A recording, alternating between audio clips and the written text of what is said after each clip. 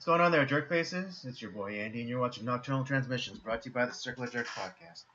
It's our weekly live stream where we talk about news, current events, politics, forum for esoteric ideas, as well as our movie review.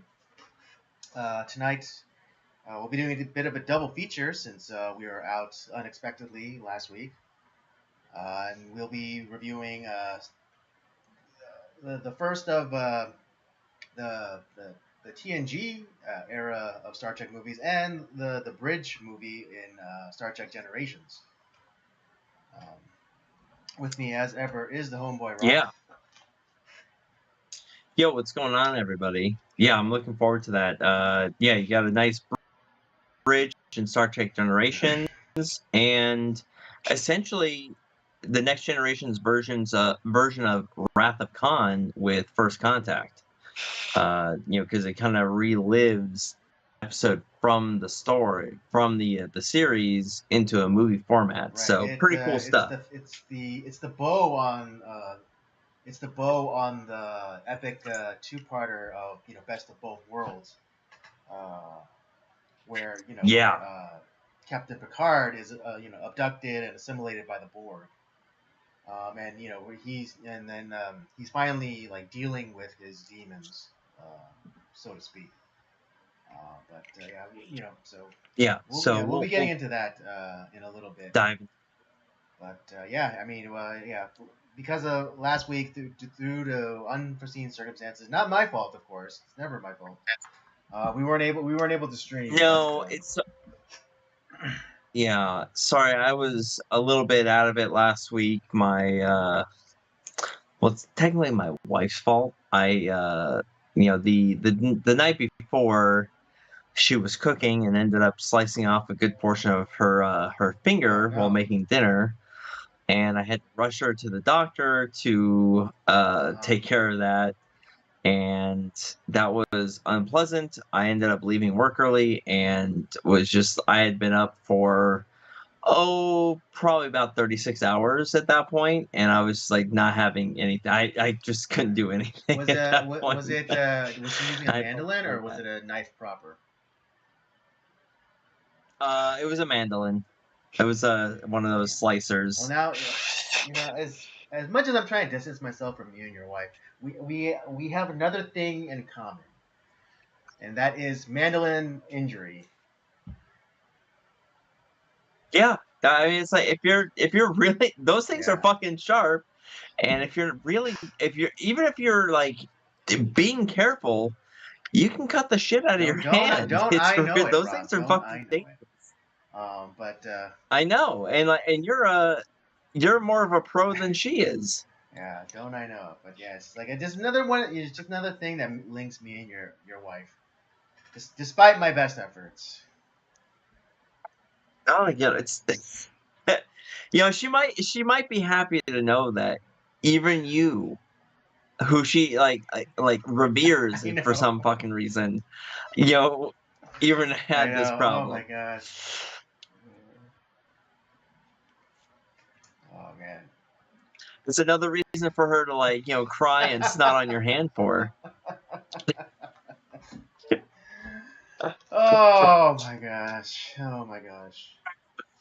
For those of you who don't know, Rob is referencing the very first time that I met his wife, and I'm sure I've gone into the details of it, but for the sake of time, I'm not going to get into it today.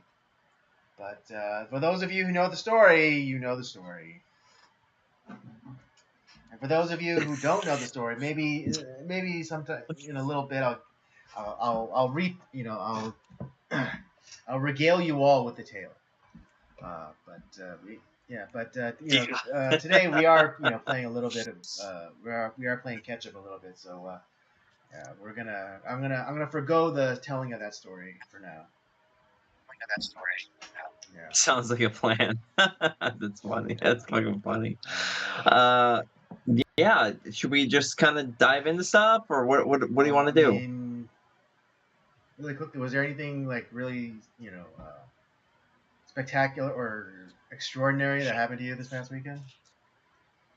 Other than that, nothing super spectacular. Just we just released our episode on Big Fish this past week, which it on Cinemigos, and that certainly resonated with a lot of people. Have you seen I Big Fish, haven't. Andy?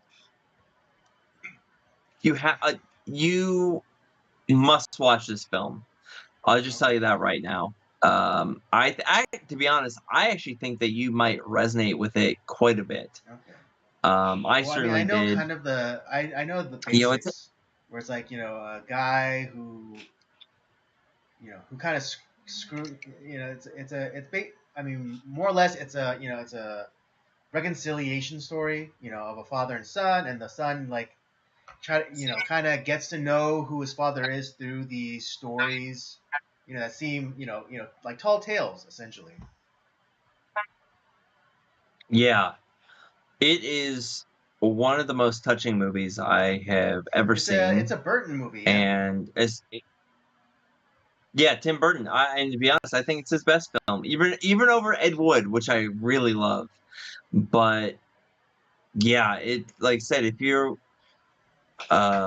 it's a great story between a reconciliation between father and son, and kind of like father and son trying to understand one another. That's and that's really the key of the movie, and it's so great. So we had a great time talking about it. Yeah. And the response has been pretty good too, which has also been great. So people are really resonating with that. So Yeah, I that's been do a lot love of a good fun. father-son story. So. Yeah, so you should watch it, Andy. Really. Absolutely. As for me, Yeah. What else? What have you not a been up lot to? has happened. Well, this past weekend, a buddy of mine did get married, so I went. I was at his wedding, and that was nice. It was honestly one of the best planned and executed weddings I've ever been to. Um, it was it was really quite seamless.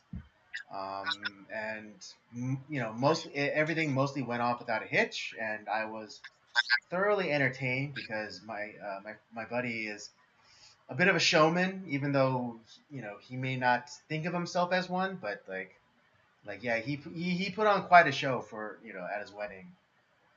Like he choreographed a dance routine, and he came up with a rap for his new blushing bride. Um, and yeah, it was quite entertaining, I must admit. Yeah. All right. Was it somebody Yeah, someone from my at church. church or? Yeah. Well, good for him. Congratulations to Yeah. that guy. I was like, I would have been. Um, Speaking of mandolin accidents, I would have been really offended if I wasn't invited to the wedding, because I quite literally bled for this guy and his new wife, because I was helping another member of my church who was helping with a dinner for like the engagement, and that's when okay. I had my great mandolin accident, and so I quite Oh literally shit. bled for this couple. So if I wasn't invited, I would have been very offended. Now, this wasn't like the group that you ended up, kind of coming, to a party that you were invited to and then forced to cook Oh, for no, them. Was it? no, not totally. Yeah, no. I willingly offered my services to this couple. Oh, what a fucking shitty party, dude. Please don't remind me. I mean, I harbor no ill will to those people, but yeah, it was. I mean, I'm not wrong, right? I do. I'm not wrong to think that was fucking weird. No. Yeah, that's bullshit. I didn't come to your. It wasn't like you asked me beforehand to like, hey, I'm gonna invite you to the party, but like, I don't have any food. Would you be able to make something for us? Right. And then you could choose whether to say yes or no. But no, they just decided to like, oh, Andy likes to cook. Here you Right? go, Andy. Yeah, and I mean, Woo! yeah, and I Fun, mean, right? and the most charitable I'll be is that, the host and like some of the other people, like, maybe they spent most of the day cooking and they're a little fatigued. And I completely understand that, right? I can sympathize and I can empathize with that, but it's just like completely out of the blue. Like you're like some of these people I'm meeting for the very first time, and it's just like, oh yeah, he can cook. He's fresh. He's fresh. He hasn't been doing anything all day. It's just like this is like yeah. So it was like a bit of like it was the assumptions and kind of like it was the assumptions and just the what is it? What is it?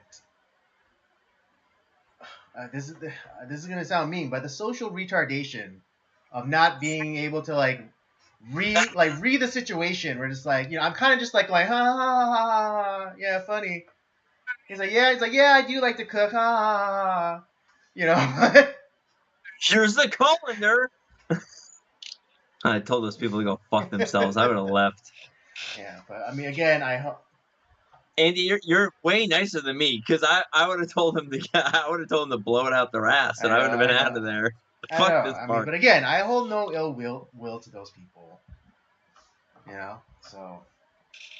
But yeah, but yes, I think I am vindicated in like my feelings of what is it? Is it mortification and just like shock that that I think the only thing that would have been worse had they offered you vegan food. Oh, no, yeah. If they asked me to make vegan food, that would have been the ultimate slap in the face. Yeah, luckily for me, it was just like cooking up like some steaks and like a fish fillet. Yeah, if they asked me to like make a gazpacho or something, I'd be like, that's too far. The line must be drawn here. What? It's tomato soup served ice cold. Russia. Go back to Russia. Yeah. But yeah, that was my weekend. Yeah. Well, well, I'm glad you had fun at your friend's wedding, and that sounds like it was a good time. Yeah, I didn't really do too much. I ended up having like a little road trip with my dad. I was getting a new car, so are you that finally was turning in your yeah. It was giving me a lot of problems, so I ended up upgrading to a newer version of the car that I had before, and just the newer model. Yeah, so ended up having to travel up to Watsonville. So it was like a 13-hour day for me. Yeah. Yeah, it was quite a day. But yeah, I got a chance to spend some time with my dad, which was we hadn't had I don't think we've ever done a road trip just him and I together, so that was kind of interesting. How lovely. Yeah. All right. Yeah, since we're doubling up on reviews today, let's get into it.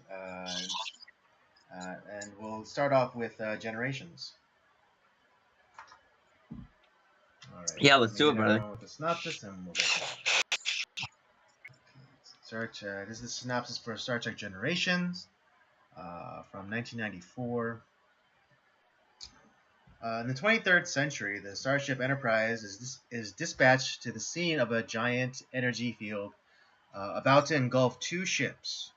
Captain Kirk averts calamity but is exposed to the field and presumed dead. Years later, the Enterprise's new commander, Captain Picard, learns that one of the disaster's survivors, Dr. Soren, plans to enter the field by destroying a neighboring star. Picard must now collaborate with an unlikely ally in order to stop him.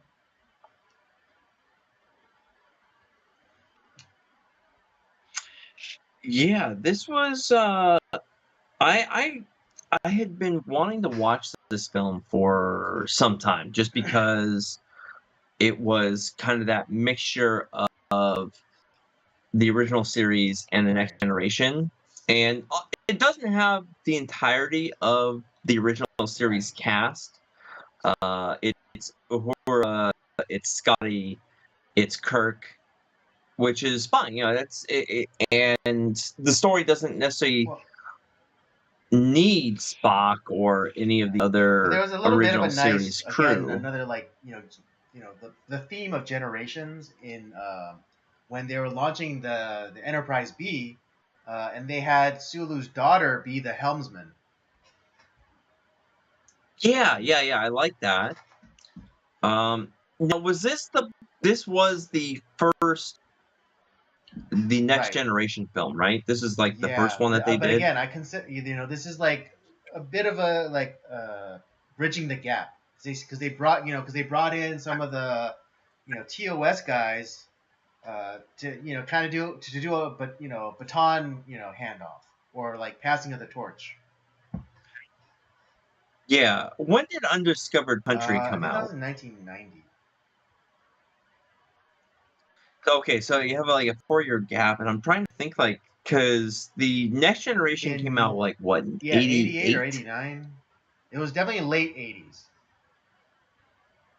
Yeah, and that ran for quite a while too, right? That was I'm trying to think like how long the series ran. Wasn't it like an 8-year series? Yeah. Actually, Generations was the kind of like at the tail end where like everything like wrapped up. So if it was 1988 when when Next Generation came out, then you're looking at a 6-year run. So like potentially Okay. seven to potentially 8 seasons. Yeah, because I was trying to, because obviously with all the original series movies, those came out well after the Right. series had Mhm. ended essentially.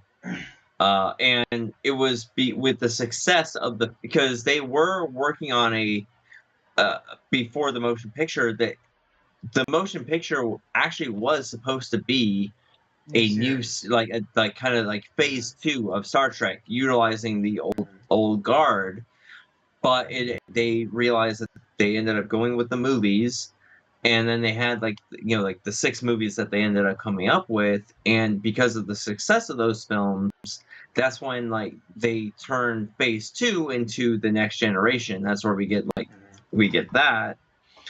But I was thinking like, did these films come out after the series was over or was finishing? Like it was kind of that I was just kind of Yeah, curious of it that, was. Yeah, I because believe it was because okay, there were seven yeah. So seasons. when what is it? Yeah, because when we go into First Contact, that's when we get the new uniforms and the new Enterprise. But we never get to see the new Enterprise in TV. It's only in the movies. Right. Yeah, so 87 was when Yes. the series came out. So 7 seasons runs you into 94. So yeah, the movies came out after the Hmm. series had ended. So yeah, it's pretty amazing if you think about it that the Next Generation was on for 7 years. I could have sworn that they ran for longer, but Yeah, but I mean, hell, 7 seasons is nothing to sneeze at. no, I mean that's obviously a very successful show, and obviously ran longer than the original series, and then obviously bled Yeah, other into iterations. other Of iterations. course, my Yeah, favorite, Deep Space Nine. yeah. But what do you think about Generations? What had you Yes, I seen it have seen before? it before, and I mostly liked it. But I was still like mostly a kid when I watched it. Um, but I was I didn't hate this movie, but surprisingly, there's some who who didn't quite care for Generations. They felt that it was like it was well, particularly the ending of Captain Kirk. They felt that it was highly disrespectful to the character. Um, See, I didn't see it that way, just well, yeah, because neither do I. Captain Kirk. Yeah, Captain Kirk is a guy who is willing to sacrifice himself for what he feels is the greater good. Um, and when because when him and Picard meet, for we're obviously like we see him at the beginning of the movie, and then all of a sudden, oh, we think that is just gone. He died in that attack, but he gets caught in that time warp. But when we finally Picard and Kirk meet, for both of them it had been minutes. So even though Right. he had Yeah. spanned across Being relative. 300 Yeah. some It was relative years, for him. yeah, it had been a matter of minutes. And when Picard explains the situation to him, it's like, yeah, it does. Like he felt like something was off, and that's where they know that there's this issue that they have to overcome, and he knows that Picard is the new captain of the Enterprise, and for him to do something, like they need to accomplish this mission so that they can escape, and he's willing to sacrifice himself to make that happen. And I don't see that as disrespectful to Kirk. I think that's honoring him, showing how good of a captain he is. And he always puts himself in this situation where he's willing to put himself before his crewmates to make sure that they survive and continue on. Like, I mean, where in any part of the series is he willing to, like, where he puts himself first? I don't think Kirk ever puts himself first. Well, I mean, if you want to if the argument was to be made, then perhaps maybe in the first movie, the motion picture, where Okay, yes, yeah. that I is mean, very true. if the Yeah, argument must be made, motion picture. if Yeah, the argument must be made he's an where ass Kirk was being an at the beginning ass of and the just movie. like kind of being a glory hog, then yeah, the motion picture would be the strongest case. Yes, okay, I would agree with you there. The motion picture, especially at the beginning of the film. Yeah, Yeah. he's kind of an ass. But generally But speaking, yeah, he's the one to, kind of, to borrow from another great franchise. Like he was the one to, to crawl on the wire and let the other guy, crawl over him. yeah, But yeah, I mean, I'm not in the camp where I thought the Generations was bad or it was disrespectful to the character of Captain Kirk. But I do like how the thread of legacy or like Generations is throughout this whole movie. Like we had it in the beginning with Sulu's daughter taking the position of helmsman of the Enterprise B, but then you also had like the conflict for Captain Picard. When he finds out that his brother and his nephew died in a tragic accident. I mean, gruesomely burning to death. And then the threat of Generations is continued on through the discussion of what is it, Captain Kirk and Captain Picard. Where Kirk is trying to get him to leave, this this basically heaven, this what they call it, the Nexus, to go and like save the universe, but yeah.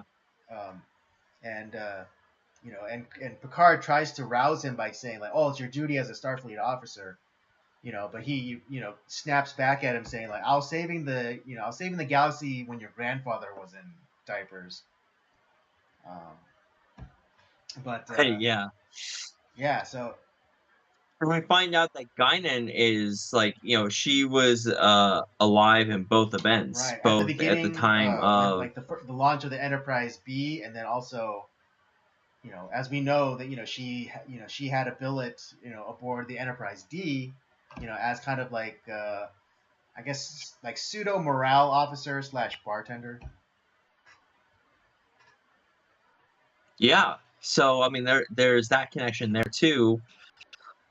What did you think about? Uh, because obviously this is the only time that we see. I mean, I think one of the dreams for like nerdum everywhere is like who's the better captain, Kirk or Picard, and you get both of them together. Like, how did you feel about their interaction together? I think I enjoyed it very much, like kind of like the banter back and forth, and even like the when they're fighting was it Malcolm McDowell's character? Yeah, Malcolm McDowell's Dr. Soren. Picard kept referring to him as Captain, by his rank, but then and like during the battle, he's like, call me Jim. Yeah, yeah. I mean, because this is the only if for all of Star Trek nerddom out there, this is the one time that they get to like actually interact with one another. Like, it's like the two great, Star Trek captains. I mean, there's obviously other ones out there that are also great, but these two are, when you think of Star Trek, you think of Picard and Kirk. Those are the guys that come to mind first. And to see them interact with one another is kind of a dream a little bit. This is why I've always been very excited to watch this film. And yeah, I just, even though it only happens for a very short period of time, I think 10 minutes of the film, maybe like 20 minutes of the film is of them actually interacting with one another. But just the electricity between them is really, really great.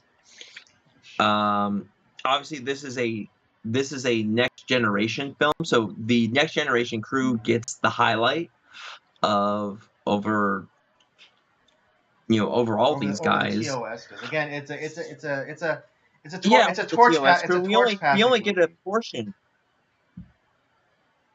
Yeah, we only get a portion of the TOS crew with, like I said, Kirk, Scotty, Oh and no, Uhura, it was which Chekhov. is totally fine.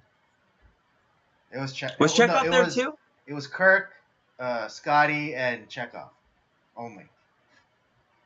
No, Uhura was No, there too, wasn't she? She wasn't? I could have sworn she was there too. Hold on a second. I don't believe you. All right. I mean, all right. Just give it 30 seconds. We'll see. I feel like I'm right here. Hold on a You're, second. you're I could have entitled to sworn feel how you Uhura want was to there. feel, but Unless I'm yeah, like, you're just maybe maybe I'm thinking misremembering. of, maybe I could have sworn she was on there too. But yeah, I did enjoy the bit of the back and forth, with the TOS guys. Particularly, when the disaster was happening, and Kirk kept like jumping out of his seat, not the captain's seat, of course, but like one of the chairs they brought aboard the deck, the bridge, so the visitors could have a seat, and Scotty's like, is like something wrong with your chair, Captain? Yeah, I thought that was great. Like, I really like that. Because she obviously, like, he's seeing like all these problems happening. It's like, oh, well, what do we need? No, it's not my ship. And like, because he wants to Yeah. be part of the action, but at the same time he knows it's not appropriate for him Mm-hmm. to be a part of the action. And the other thing that I thought was great too was the fact that the ship didn't actually have anything that they needed on there. There was no photon Like, yeah, torpedoes. like, Don't got them. yeah, oh yeah, Any and of like, this yeah, the stuff. constant Don't the have constant it. refrain of, it's like Tuesday. Why the fuck don't they have anything on the goddamn ship? Like, you're launching it. Like, it's yes, it's this like maiden voyage, but obviously with the media there, we Well, don't I have mean, what is anything. it? It was It's like, what what is it? the fuck? I think it was a shakedown crew or shakedown cruise. So what? Like he's like I think yeah. Well, even still, Even they then, said you should still they were just like gonna go. You know, they were just going out to the edge of the solar system. So like you know, so it was just like kind of like going around the block. So you know, so yeah, no, they weren't no, necessarily expecting. You know, they no weren't navy expecting. is gonna take a ship around the But block they with weren't, nothing yeah, but they weren't equipped. Trust expecting me. to, you know, go into action or anything. It was just, you know, and again, because, you know, and I think because, what is it? The Enterprise B was Excelsior class. So I think, you know, and one of the like newest ships, you know, one of those newest ship designs. I think not everything, you know, was ready. Yeah, And so, but man, how many Star Trek movies deal with time travel? Because yeah, I mean, what this is, right, because, what is it? Uh, this, no, what's the one after Search for Spock? Search for Spock. That's the third one. It's not under. That was Star Trek 5, right? No, no, Like, no, no. oh Star Trek god, what the 5 is hell Final is like? Frontier. It was Motion Picture, Wrath of Khan, Search for Spock.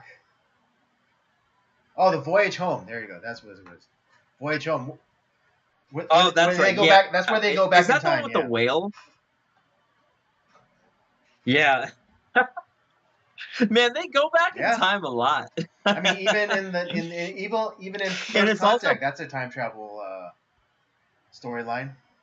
that is, and yeah, we'll talk about that. But the other thing that I find funny too was it this? No, no, no. I'm thinking of First Contact where they start off in the holodeck, like where they're on that like Yeah, the they HMS. do Yeah, the like the HMS ancient ship, and they're yeah, okay, Enterprise. that's what I'm thinking of too. It's like but it's just kind of funny that they Star Trek deals with a lot of like Yeah. time travel stuff. Or like interdimensional stuff because obviously the first J.J. Abrams Star Trek film takes Right. place within a separate A dimension. splinter parallel timeline. Yeah, but But what do you think of like Malcolm McDowell as like the bad guy? What do you think about oh, him? I mean, what's there to say about Malcolm McDowell? But you know, I think he was very good at the as the villain. You know, because his species is Elorian, and they're known as listeners. And so I really enjoyed the first Mhm. interaction between him and Picard, you know, aboard the Enterprise, and how you know he was like trying to talk him into like, oh, you gotta let me back onto the, you know, I think it was this like space observatory. He's like, cause my work is over there, and then you know, and then he then begins to apply his Alarian abilities, and he's like slowly, you know, kind of like guilts him, saying like, oh, you know, isn't legacy important to you, Captain? And you know, obviously, obviously playing on the recent, Yeah, and that's where yeah, that family stuff comes into play too recent with Picard. tragedy of his brother and his nephew's death. So, um, yeah, I thought he was very intriguing as a villain. I think I think in Yeah, interviews, Malcolm McDowell didn't necessarily, in, I don't think he necessarily enjoyed, or he didn't felt particularly challenged by this character, but I really enjoyed it. I think he's such a fascinating actor because even though like the movie maybe isn't the best, he always puts forth the best Right. effort that he can, Mm-hmm. and he's a good actor. He's been in some great films. Obviously, we talked about Mm-hmm. Clockwork Orange. Uh, I mean, that's not my favorite Stanley Kubrick film, Mm-hmm. but he's great in it. And even though the movie sucks, the Rob Zombie's Halloween, he is one of the highlights of the film. I think he's very good in that, even though the Right. movie is terrible.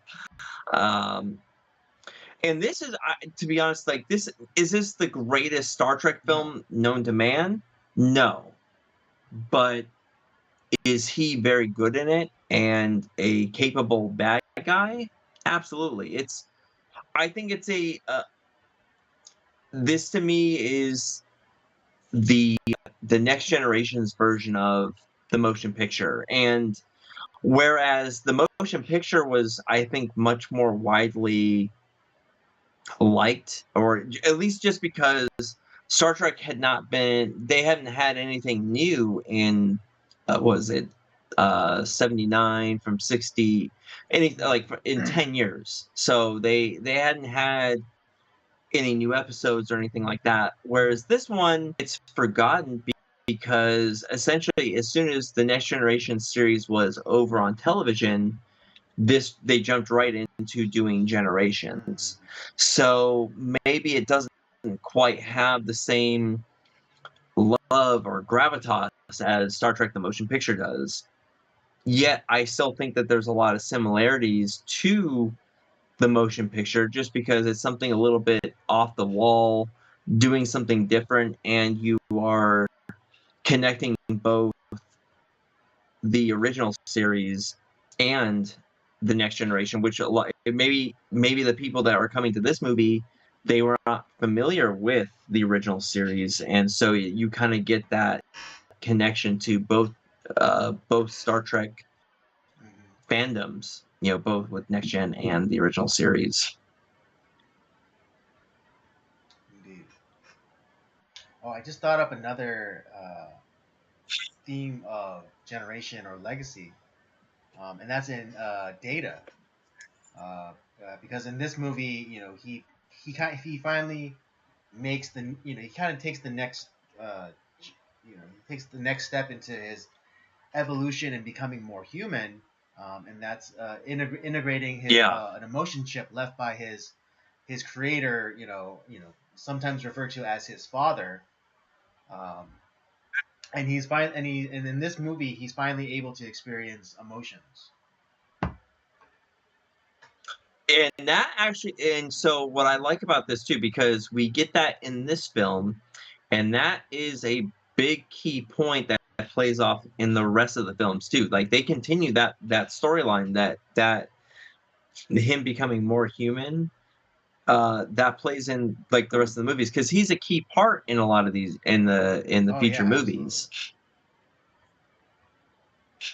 So that I think that these movies aren't just like disconnected, like extra stories that are just like the original series movies. Maybe as like so after, not necessarily motion picture, but definitely from like Wrath of Khan on, the stories are connected to a degree, and with the Next Gen movies, they all seem to be connected as far as like things that happen to the characters continue on. I just thought of this really interesting through line, particularly with a character, and you could even you could make the argument that in the original 6 TOS movies, Spock has a lot to do with the story. Whether it's him returning to the Enterprise in the motion picture, and then him sacrificing himself in Wrath of Khan, and then him returning in Voyage Home, or Search for Spock, and then him regaining himself in what was it? Voyage Home, and then him we finding out that he had a brother, and then in we just did this one, Undiscovered Country. It's about Spock's legacy and how he was trying to bring Valera on to kind of replace him. Yeah, that's right.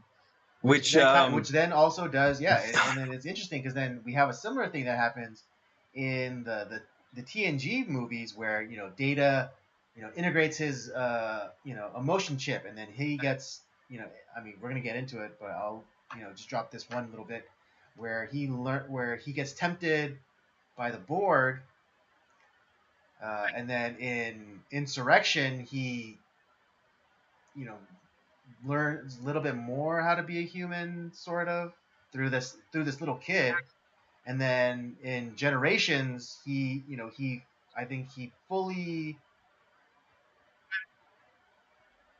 what is it? He fully embraces humanity by, I don't want to give too much away, but he does something that's sacrificial.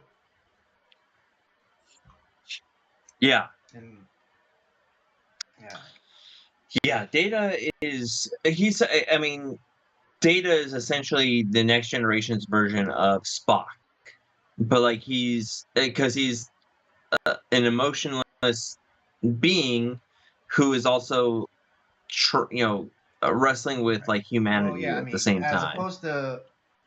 as opposed to Spock, who's trying to reject his humanity, uh, Data is trying to claim some humanity.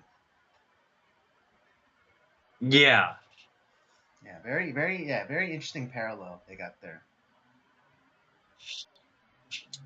I would have liked to have seen like the full on crew of Next Gen and TOS interact with one another. That's not what we get in Generations, which is kind of like what I thought might have been the case. But what we get, I think, is a great movie. I'm certainly glad it happened. And what they are essentially, it's a science experiment gone wrong on the case in the case of like Malcolm McDowell's character, who is essentially responsible for this like I don't know what you would even call it. Like what do they call it in the movie? Like It's that wave it of was referred to as like something ribbon,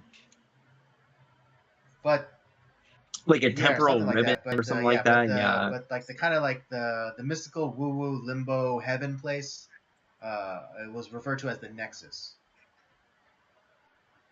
Oh, that's right, the Nexus. And I mean, essentially, people want to be in the Nexus. It's this thing that draws them in, and it makes them see what they Yeah, it's want. basically I It's forget. like it's a fantasy. It's a Right, fantasy but world. what is it? I forget what like totem or something in literature it was, but it basically reveals like your greatest fantasy and like manifests it. Yeah, I think Yeah. if I remember correctly, the character of Guinan, played by Whoopi Goldberg, she described it as being enrobed in bliss. And so it's Yeah. like Yeah. it's not just like Whoopi Goldberg. perfection, but it's just like you don't want to leave that place. It's like it's almost described like an addiction. Yeah, and she does a good job of breaking that down because she was there, and because of her, she is although she appears human, she is an alien race who lives for long The periods of time. same as So Doctor she Thor. was there. Yeah, they're both very similar in that sense that they Well, I'm live saying they're the long same periods of species. time. They're the Are same they the same species. species?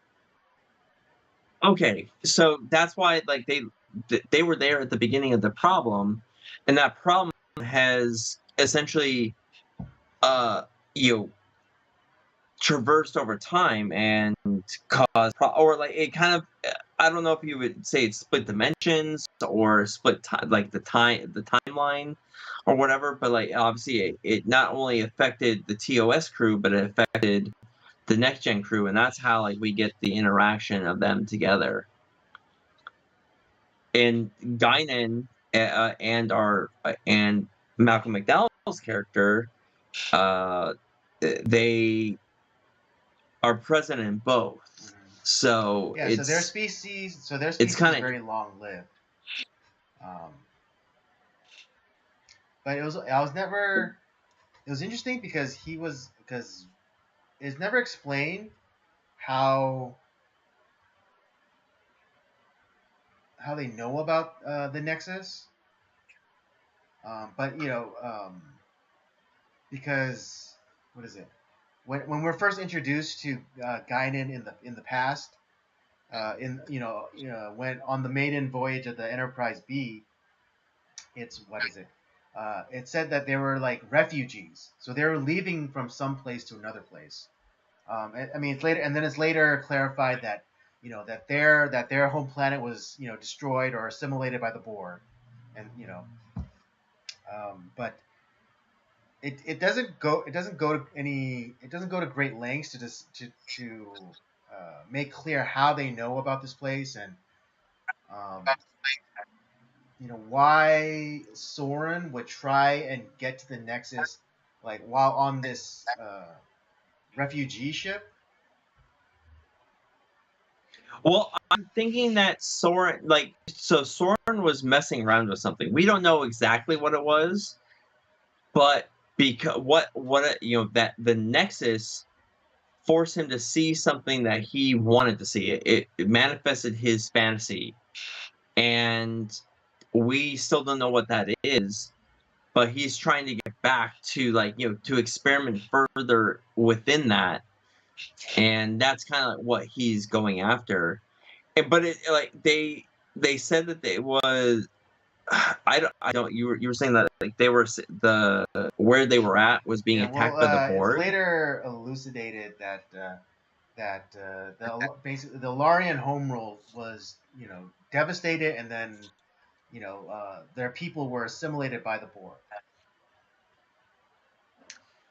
So here I'm going to go back to like what I talked about in the motion picture is that because this is still that part of the movie is still essentially the original series timeline. It's still in that time period, which makes me think that the motion picture when V'Ger, which is the Voyager craft, that was assimilated by the Borg.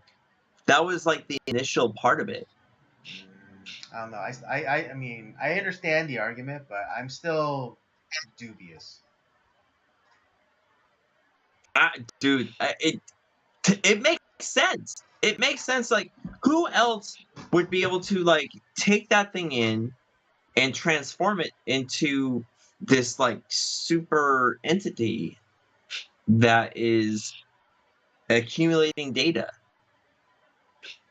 It turned its original programming and enhanced it to a degree that it's unfathomable. I mean, I understand the arguments. I understand the arguments for V'Ger, being, like proto Borg or whatever. I do. I really do understand, but I'm just not fully convinced yet. Dude, I'm telling you, it's the Borg. Yeah, I mean, I'm still waiting for more convincing evidence or arguments, but I'm not saying that I'm completely shutting down the possibility. I'm just waiting for more information or better, What you're saying is that you're a hater. Got it. Yeah. No, yeah, because that's who I am. I'm just a hater. I'm just naturally a hater. You're just mad because you didn't think of it first. No. No. I mean, yeah. I mean, I've heard this theory before too, but again, not enough information, not enough new information has come out, not like a strong enough argument has been presented to me to make me reconsider my position. But I reserve the right to change my position when more information or better arguments come forward. Yeah. But this whole idea like how does Soren know about the next? How did the other Lorians like Guinan know about this place? Is like it's just not. I don't fully understand like what the obsession is and like. Is this like was this like this like energy ribbon thing something known to the Alarians and because how does Guinan know all this stuff? Is it general knowledge known by all Alarians? I no, so here's what I'm thinking is that the people that are escaping, which are these Illyrians possibly, or at least like with Guinan and Soren, maybe they were working together, and so that's why Guinan knows about Soren and like what's going on, and she ends up maybe she was seeing Okay. that like what he was doing was not good, and that's why like they kind of ended up separating, and Guinan ends up on Okay. the Alright. Picard's Enterprise, and Okay. that's why she I knows think I about have it. at least a new hypothesis. Okay. Okay. So let's say that it's general knowledge the existence of this energy ribbon and the Nexus. And the Alarian refugees were trying to get to the Nexus. But as we see in the movies, you can't get into it just merely by going getting next to it in a ship. And so and Oh, yeah, that and makes a so lot of sense. that's why the ships like blow up, and that's why you attempt when they're trying to transport the refugees over. Uh, what is it like? Their lifetimes were like kind of like going in and out because like at that time like they were still kind of caught up in the energy field, and so they were kind of like in and out of this universe. Like they're in this dimension and they're in the Nexus dimension. And yeah, and okay, but it's like so they were able to catch glimpses of what was Right. in the Nexus, and they were intrigued by it. But at the same time, like you can't actually get in there without being just completely Right. obliterated. So maybe so the refugees after the Borg assimilated their homeworld, sought out this Nexus because of let's just say that because Guinan knew let's say that they it was generally known about like this idea of Nexus of heaven of perfection, and that you could get into it through one of these energy ribbons. And so like these refugee ships, they were refugees, but they were actually trying to get into the Nexus, right? But then again, just for whatever reasons, like the interference caused by like the ships, like the radio frequencies that go out, or like the the warp field or the radiation from the engine, caused the Nexus, the ribbon to like freak out or whatever. And so that's why Soren took the next I forget, like 100 or like 200 years researching the Nexus, and that's when he came up with the plan to get into the Nexus by pushing it more and more, and so he can get enveloped by it on a planet.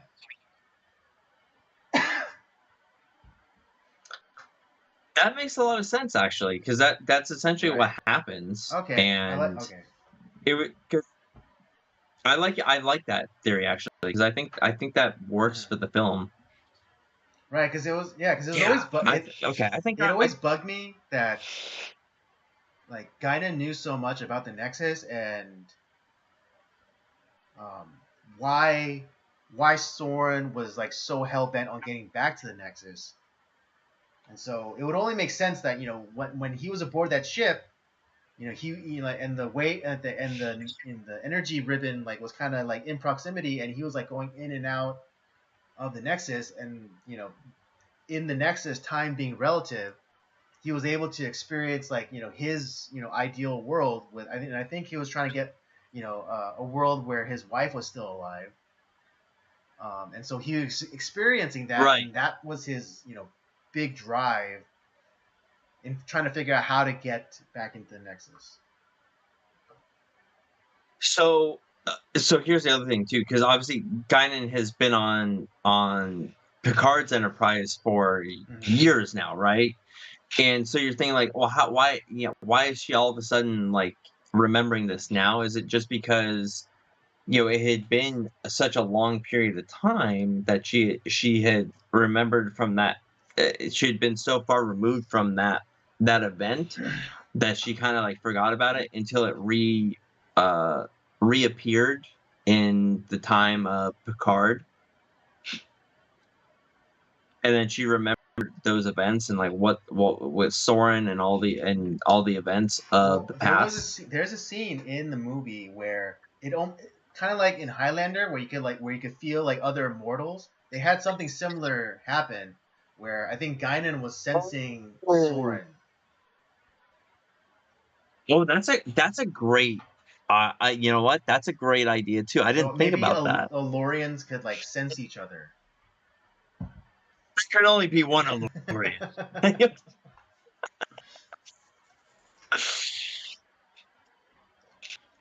Oh, that makes sense too. I'm sorry. That went super nerdy. I want to kick my. Man, you are really diving into nerd culture right now. Dude, I wanted to kick my own ass.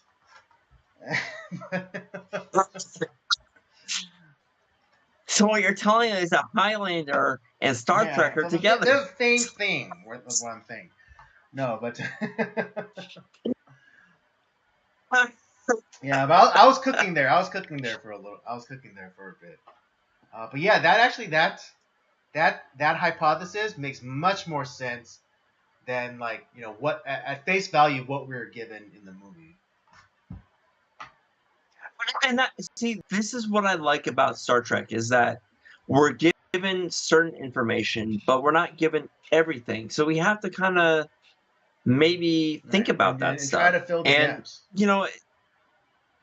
And here's the thing too, like what I hate about some of the like nerd culture in general sometimes is that when we bring this up to like the actors that are involved, the actors aren't thinking about this stuff. And it's like, hey, Patrick Stewart. So when you go to this thing at this, on this episode, what were you think? What was going on with Captain Picard? Because it doesn't make sense from like this episode to that episode.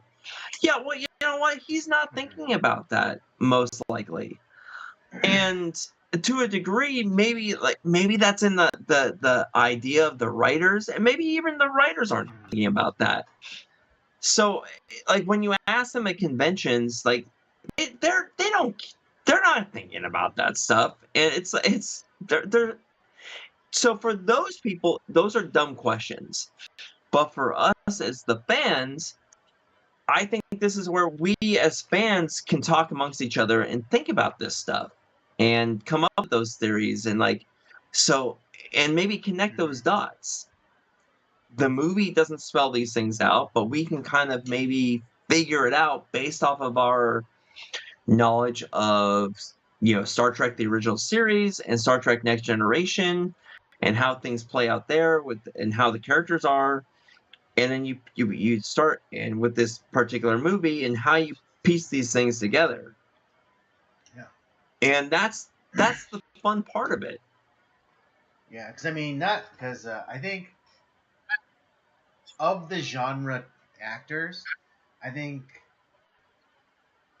the nerds genre actor would have to be Sam Witwer, who voices Darth Maul in the Clone Wars and Rebels TV show. Oh, he's so good. There's so many clips of him like going like deep diving into like lore and like theories and it's so great because that guy cares about his character and cares about Star Wars too. For some of the games, he actually does the voice of Palpatine, and his Palpatine is like spot on. Spot? Yeah, that was him. Like some of the games, he does the voice of Palpatine, and I swear to God, he sounds just like God. What's the actor's name? Ian McDermott. Is it Ian McDermott? Yeah, you're right. Yeah, he sounds exactly like Ian McDermott. I could have sworn it was Ian McDermott doing some of those. That's how good his impersonation is of the character, or the actor. But there's a clip going around where like there was a scene in the Clone Wars, like it was like a Force vision, and Anakin sees his mother, and he says, it was like, oh, I'm married, and he's like talking to his like, Force Vision mother, and it's like, oh, I'm married now, and I wish you could have had a chance to meet her. And then, kind of Sam Whit, he was still kind of the new guy, or at least in the story, how he tells the story, he's still like kind of the new guy on the show. And he just kind of like lifts up his hand during like the table read or whatever, and it's like, Shmi and Padme already met. They met in Phantom Menace.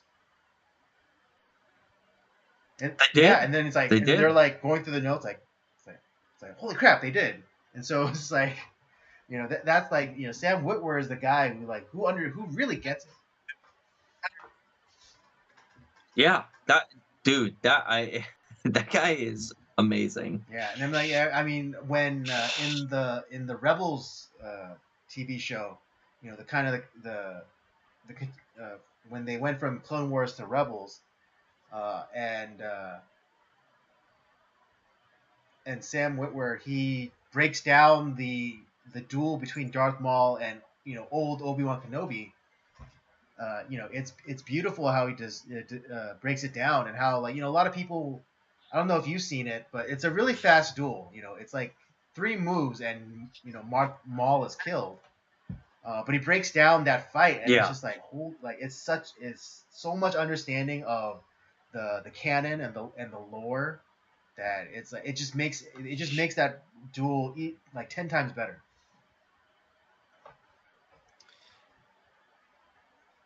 Yeah, the I have yet to watch Rebels. I need to watch it. Um but I've heard about that scene between him and Obi-Wan, which is really great. And I think that's what like a lot of people were expecting and hoping for in the Obi-Wan Live action, yeah. Disney Plus show. Yeah, which did not fucking happen at all. And actually, a lot of stuff that was supposed to, because they ended up similar to like a lot of these Disney Plus stuff, or the kind of the new this new iteration of like with Star Wars, is that there was things that were supposed to have happened, and then they just, nope, we don't like that. Well, we're going to change everything at the Right, last second. It's like, well, that doesn't make for good movies or right, television when you change everything at the last second. right. But I mean, kind of getting back to Star Trek, credit where credit's due.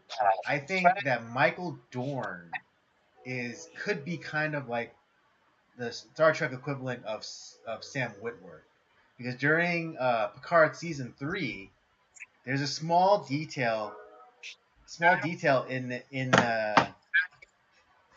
when Data is presented back in like this new android body, and you see like an annoyed like look on Worf's face, and and when he was asked about it, it's like, oh, Worf is like, he, he's not one for like, he's not, he's already mourned Data's death, and so he thinks that this new this new Data is not his friend, and he's and like if anything, he's annoyed that this guy looks like his friend. Oh yeah, that makes a Yeah, and it's lot of just like, and it's just sense. this one like annoyed look on that Michael Dorn gives during during season 3 of Picard, and just like, dude, he knows his character so well, that and Dude, Michael Dorn he is amazing. He is so good in that role. Um and obviously we saw him in Undiscovered Country playing like essentially an ancestor of his character that he plays in the Next right, Generation, and there's a reason why that he is playing that character in Next Generation, because they saw him in this movie. It's like, that's our guy right. right there, and Well, no, actually, well, I can't. no, like Worf. It was funny because Worf wasn't supposed to be a regular character, but Michael Dorn did such a good job that he eventually he became a fan favorite, and then he became a regular character on the show. I mean, but he's in the pilot No, right. episode That's what I'm of saying. Next Like, but he was Generation. only supposed to be there for like the pilot and like maybe like a couple of episodes. But it was like kind of like the Spock effect, where William Shatner thought that he would be the big star, but like people were so drawn to Spock, and I guess similarly in the same way that people were drawn to this idea that a Klingon was in Starfleet, that the writers just like wrote him into the series. So what you're saying is that Michael Dorn is the Urkel of Next Generation. Yes, if you... Yeah, you could say that. Yeah, you could put it that way.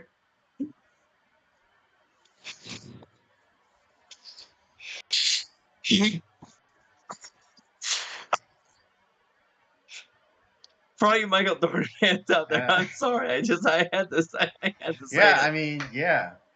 Because originally, what's it, Denise Crosby, she was the chief of security and whatever, but I don't know. Like, I guess like she, what is it? In an interview, she said that she didn't want to be known for her legs, because frequently, whenever they, because she was stationed right behind Captain Picard, and because of like her station, like it was like underneath like the leg, there was a cutout where you could see her legs, and whenever they did shots of Picard, you would see her legs, and so she's like, I didn't want to be known for my legs. It's like, okay, well, and then so that's fine. Partially why she left the show. She's not in any of the movies. No. But I mean, I know we're getting a little bit in the weeds here, but she does get a better send off in, I think, seasons 4 or 5. Yes, yeah. It's like, and again, interesting enough, it's another time travel episode.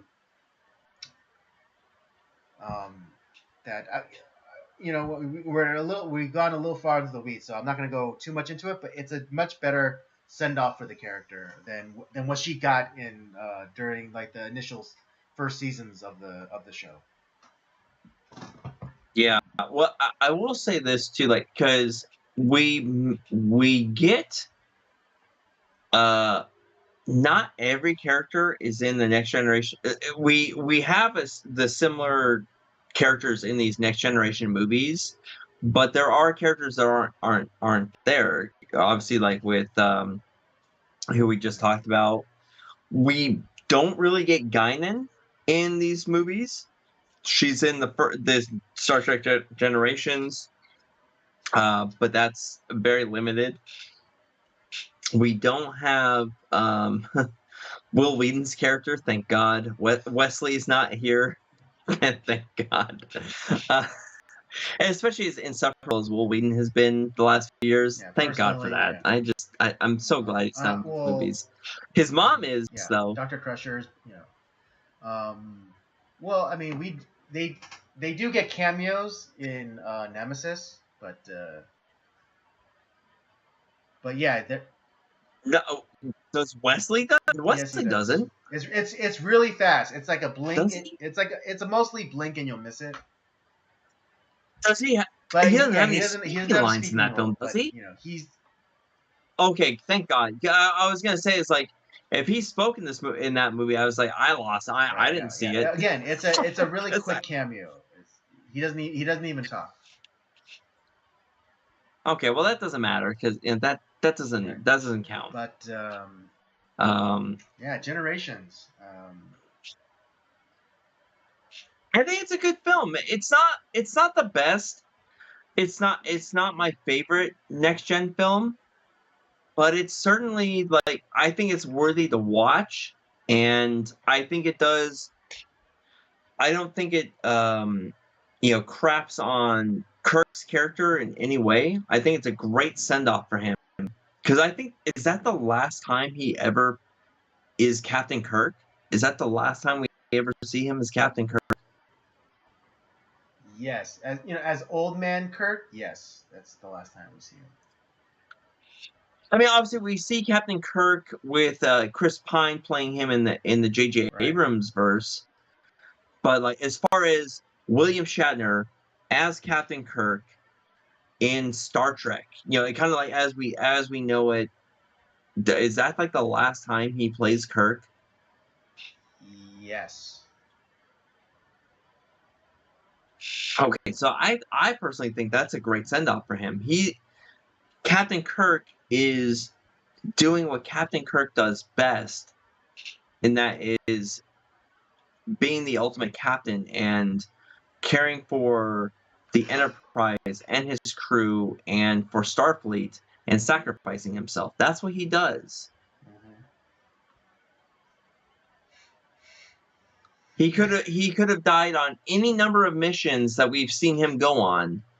And yet he's always lived, but in this one instance, he's doing what he does best, and he probably knows like, this is it for me as an old, maybe if he was a younger Kirk, maybe that doesn't happen, but in this one he's willing to give it up for because he's caught in this time loop, and he knows that he's interacting with the current Enterprise captain, and I think respects Picard and knows that the Enterprise, his true love, is in good hands, and so he's willing to sacrifice himself to protect the current captain. Again, kind of going into into the theme of legacy or generations is like, yeah, Kirk he ultimately sacrificed himself for the legacy of the Enterprise, which now is That's right, because the Enterprise is his real love, as we've seen in like all the TOS movies, and in TOS, the Enterprise is what he cares about. It's about the legacy. So Kirk's legacy lives on in Picard. That's right. So, like I said, it's a perfect send off for Kirk. It's awesome. Great movie. I like it. It's not, like I said, not the best TOS film. I don't know if I like it over any of the TOS films. Maybe 5. I actually do like it over 5. 5 is not good, and 5 is not a good movie. But it's okay. But I would say I would like Generations over 5. But as far as the other TOS films go, yeah, I'd probably put this lower than that. But I still think this is a good movie. I'm gonna give it a 3. Okay. 3 out of 5. Yeah. We're simpatico on this one. Yeah, I give it a 3 as well.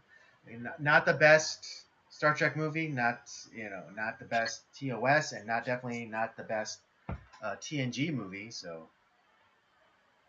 No. Yeah. Nowhere near it. I'd give it a fair 3.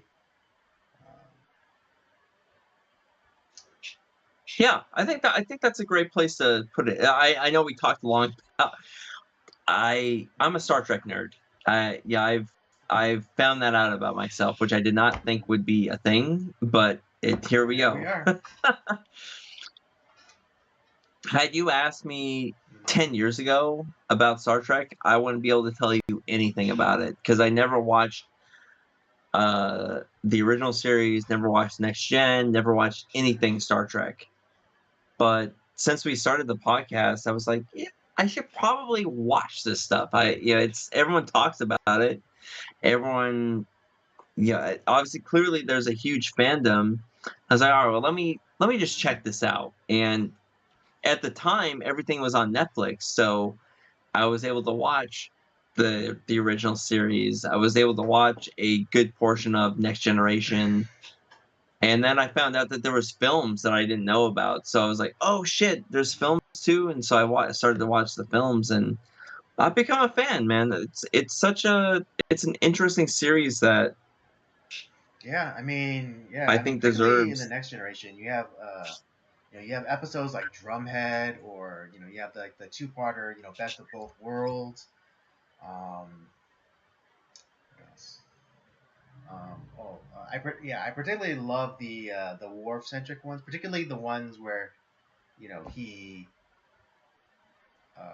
he leaves Starfleet to go and fight in the Klingon Civil War to reclaim his family's honor. As well as Worf is a Yeah, great Worf is a really character. great character. So complex, so multi-dimensional. Like he's also a father. I mean, there's a little bit of a Yeah, joke about like him being like a really bad dad, but he's a father nonetheless. Um, yeah. yeah, I mean, just like great, yeah, just Doesn't help that his character's black yeah, too. Yes. yeah, but yeah, it's a really solid show. It's a really solid show, like great. Dude, next gen is great. All right, folks, there you have it. That's our review for Star Trek Generations. Both Robert and I give it a 3. Definitely a movie to catch and watch. If whenever you have the time, give it a shot. I promise you, even I had like some problems with, initially, but then after talking it over, still, sort of seeing the good in it by while still recognizing the bad. Even though we give it like a middle rating of 3, I would still recommend it to people. Yeah, yeah. Go check it out.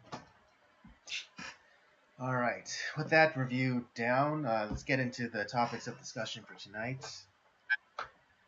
Um, why don't we start with, I guess, the most recent thing, and that's the passing of the what is it, $60 billion to Ukraine. Oh God, I already knew this was gonna happen. Like, I mean, they were trying to stuff that into the fucking border bill that they were trying to pass, which, like, obviously didn't work. Uh, and so now, this is where we have. We already know the Democrats are gonna, they're gonna put any sort of thing, anytime that they can spend money, they're gonna do it. But we also have a bunch of useless, like, Republicans who are shitty and terrible, who are just like, oh, okay, we're just gonna spend it. Oh, Zelensky and Ukraine and all this stuff. Yeah, it's fine. Let's just give that money over to them. Let's protect their borders. And it's the same thing with Israel and, their problems in the Middle East. Yeah, let's just keep giving money over to them. Let Yet here in this country, we are that could pay for, you know 20 times, the amount of border protection that we need for our country. And I for one, I am tired of us. We're just, at this point,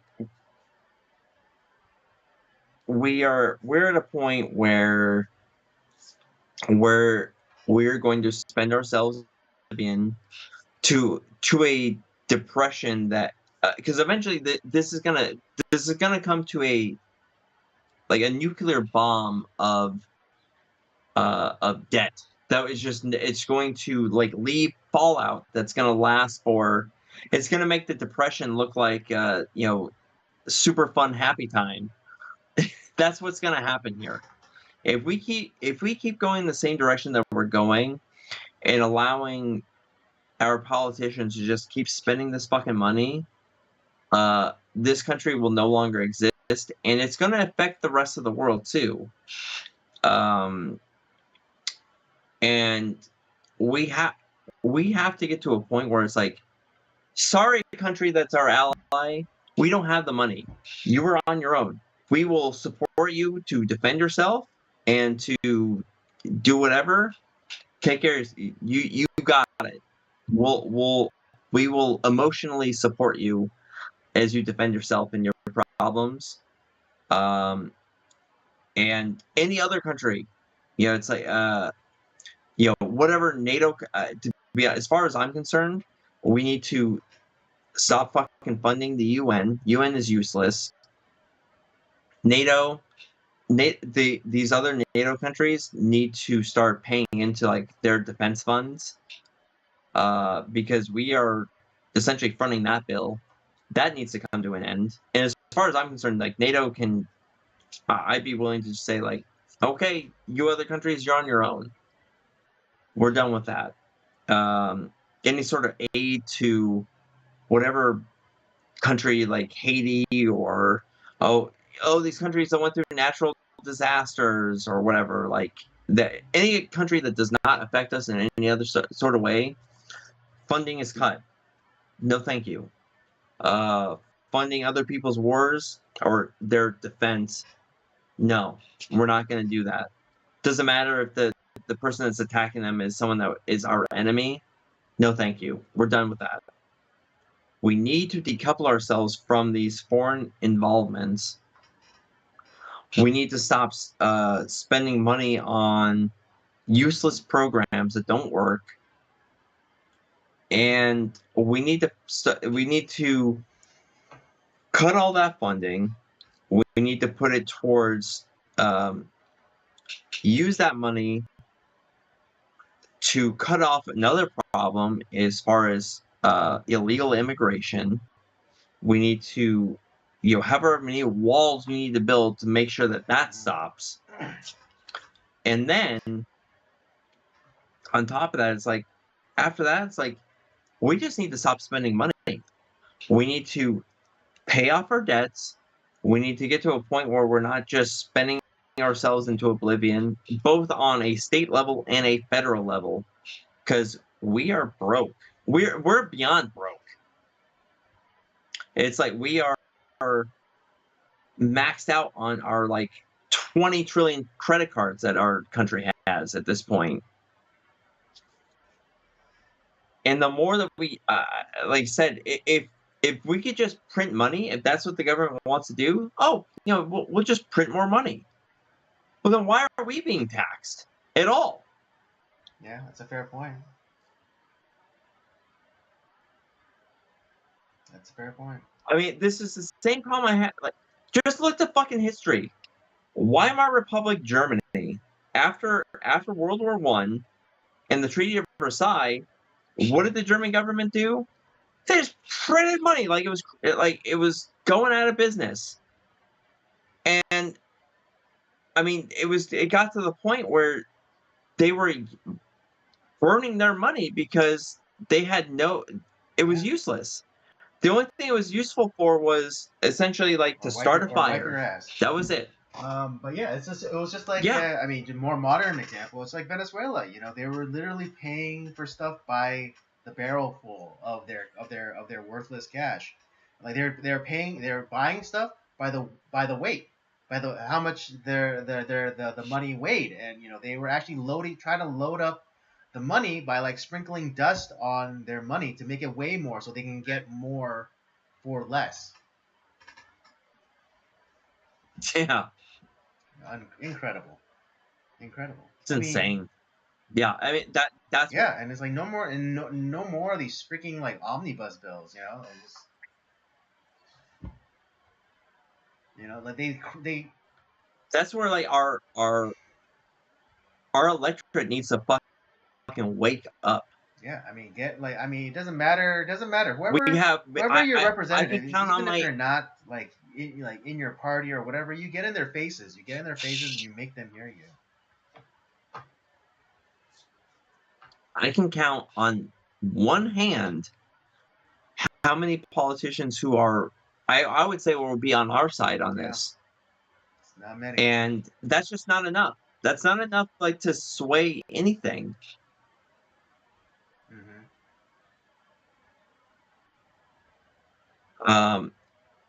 Just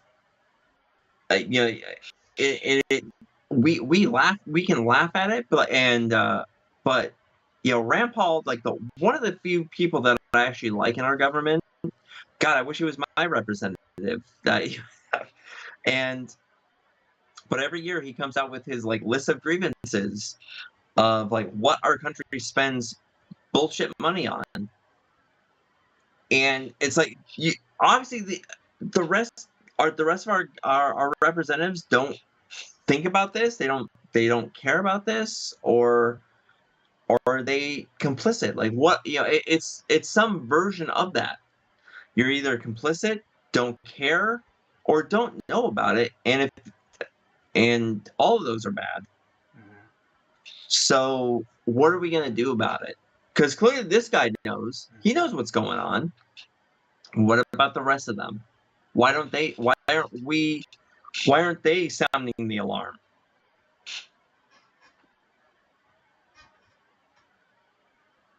And I don't say that because I'm just coming to this like out of like, oh my God, all this stuff is happening. Why don't our representatives know? They should know something. No, I'm talking to voters. You as voters should know that there's a problem. And when your representatives don't know anything, well, then clearly those people need to go away. Or if they're complicit, they need to be voted out. Or if they're just if they're dumb, stupid, blind, or complicit, they need to go away. And you need to vote in people that actually give a damn about this country and want to make it work, and to a degree run it like a business. I know a lot of people don't like to hear that, but that's what needs to happen. Instead of them making it like it's their fucking piggy bank, and that was it V for Vendetta that talks about, it's like government shouldn't be people shouldn't be scared of the government. It's the government that should be scared of the people. That's the whole fucking point of this country. I think that was Jefferson too. Yeah. Yeah, man. Jefferson is based. Wow. But yeah. So I mean, it's just like we have got to stop giving money to these foreign countries that are. Listen, is Russia bad? Yes. But is Ukraine bad? Yes. Ukraine is just as corrupt and as horrible as. Do I like Israel? Sure, I do. And I want them to be able to defend themselves against the rest of the horrible people in the Middle East. But do I think that we need to fund their grievances over there? They have their own money. They have their own defense system. They don't need our help. And I don't think that we should spend billions of dollars in their defense. Yeah, nor do I. And so some people are going to say, well, that's anti-Semitic. No, it's not. How is it? I didn't say that I think that all Jews should die or that I hate Jews. No. I just don't think that our country, the United States of America, should spend billions of dollars that we don't have to defend a country's borders when we don't even defend our own borders. That's a fair point. And by the way, if you take Israel's example, walls work. Yeah, I mean, Gaza was practically an open air prison. Like their fences, their walls work, their fences work. And as well as the other parts of the country where they had walls and barriers and such. It did the job. It kept people out. You don't hear walls have always about caravans marching their way into Israel. You just don't. Works for China. Yeah, work for China. Although it is, I'm not going to get into it right now. But I found there was a little bit of an interesting detail that I'd never noticed before. But yeah, I'm not going to get into it right now. About the Great Wall. I watched the Great Wall. I know that the wall worked. Right, against alien dragons. Yeah, Yeah, that movie. Great Wall is a documentary as far as I'm concerned.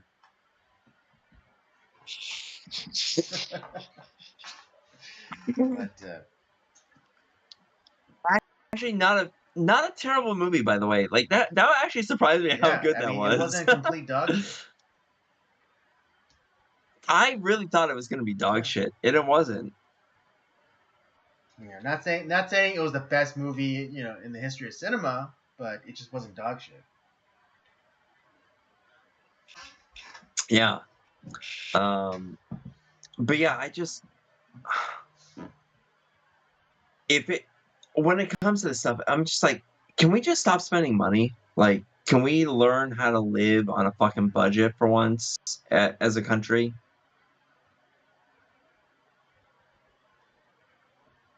Yeah, absolutely. It's like, and I like honestly, like I am all for defunding dumb government programs, government agencies that don't work. Um, just not giving money away to people who fucking hate us as a country, or funding wars that we don't have, like we're not we're not even involved in, we don't have troops over there, although I mean that's probably going to happen at some point the more that we keep getting involved by spending money.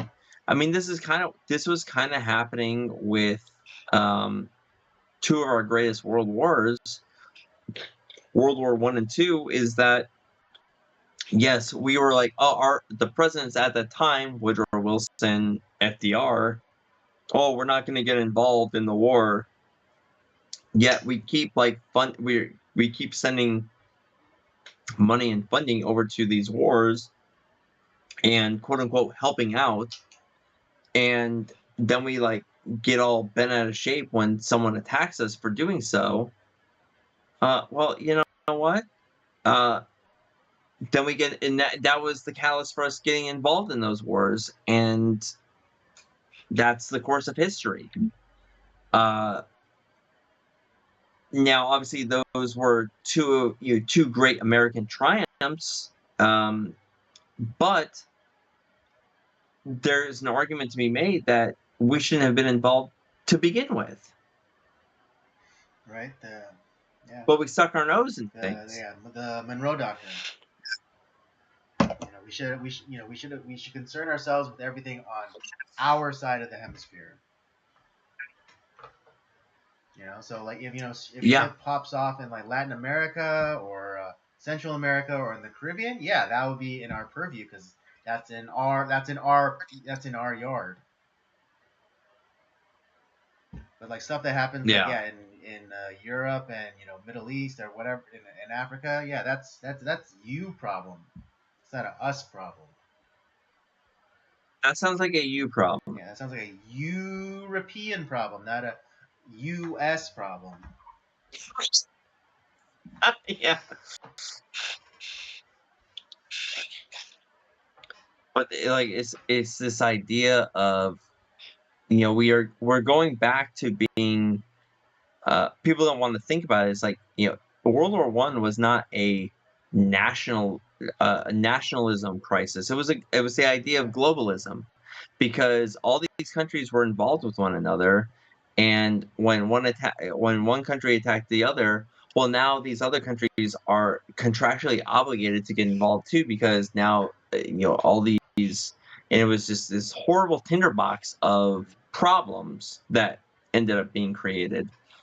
We're in the same problem now with all the NATO and this trade alliance and and the UN, and now we're all involved with each other. It's like, well, I understand. Yes, we are more connected as a world because of things like the internet and what have you. But but that's not necessarily like that is not how statecraft should be run. We shouldn't be in. The only reason we should be involved with the country is if it absolutely benefits us, and same for them. Like countries shouldn't be involved with us unless it benefits them to some degree. And right now, it does benefit. It seems like it benefits every other country but ours, because every country seems to be getting money from us for whatever bullshit reason,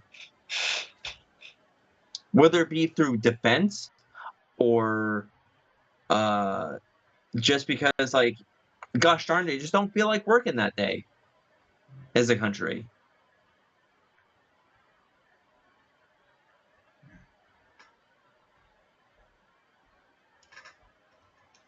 Yeah. Well, since you brought it up, I guess we can kind of make a seamless segue into the next topic. Um, and that is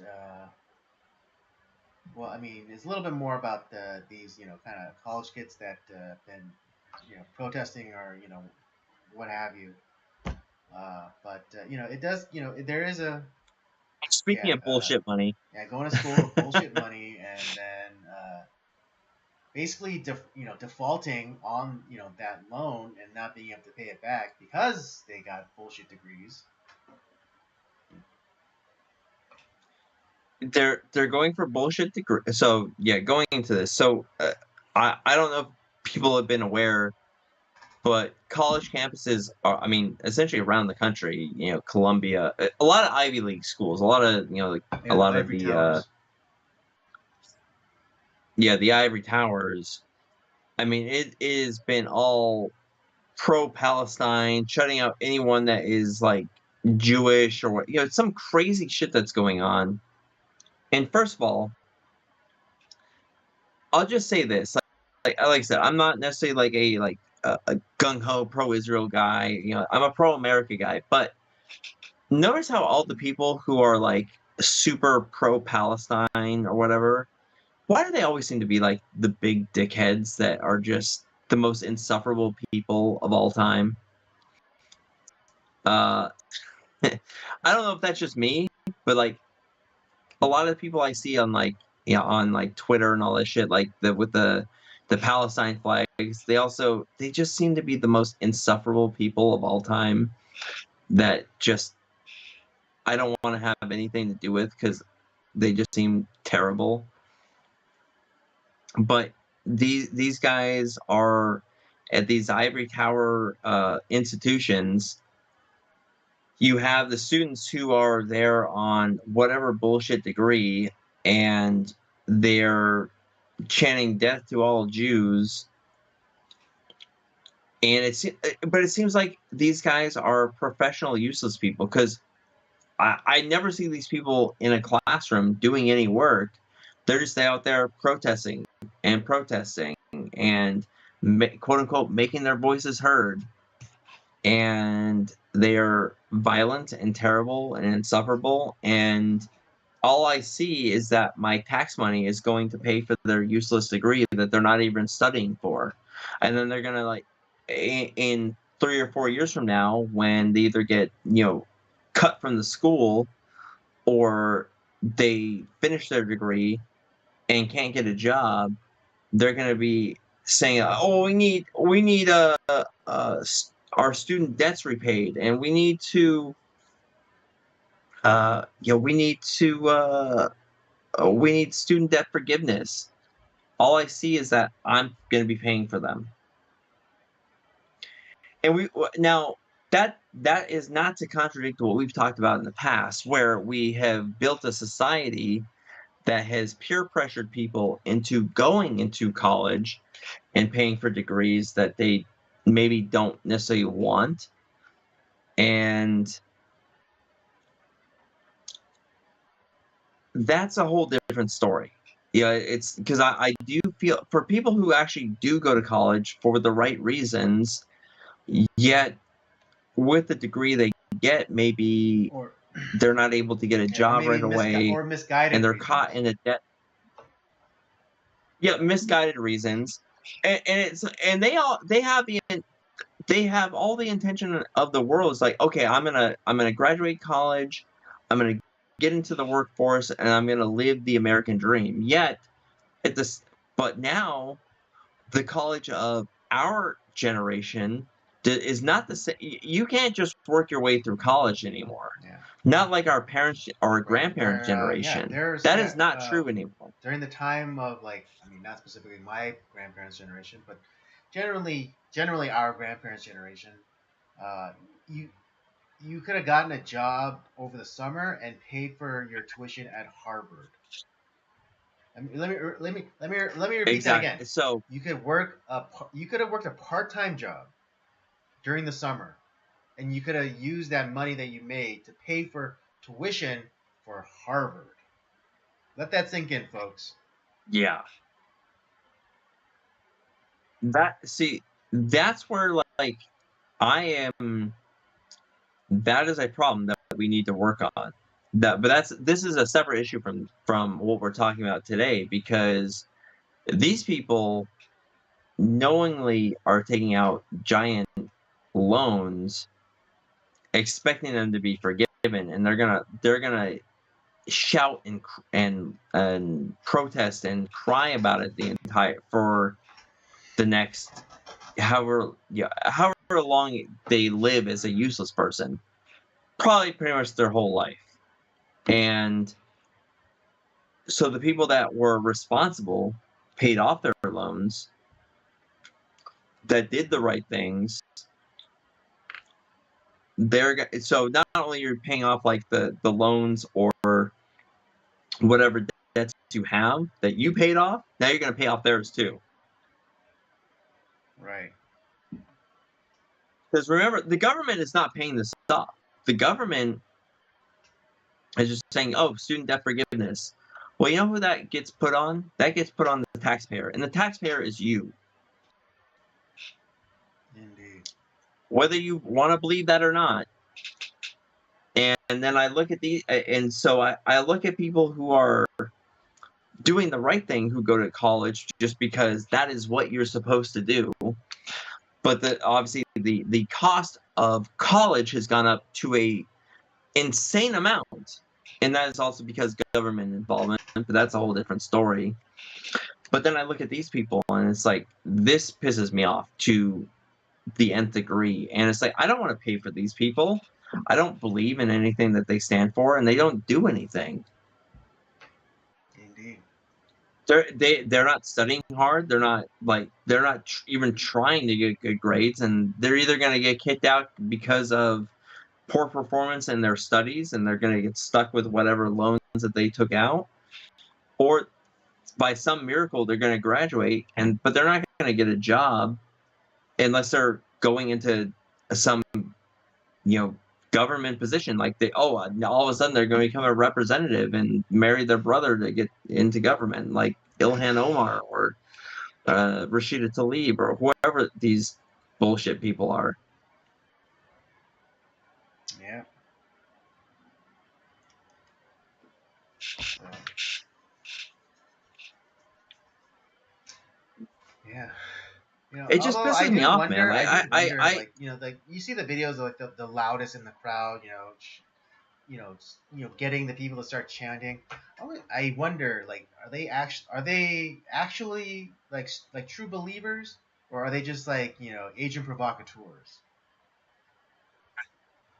I mean, at this point, God, who knows? Because there's so many of these fucking like FBI agents and provocateurs who are coming in and like just stirring up dissension, because once again, especially if they're part of a government agency, one of these three-letter agencies, they have to find, because clearly they can't find their whatever legitimacy that they have as an organization, so they have to create problems for them to solve.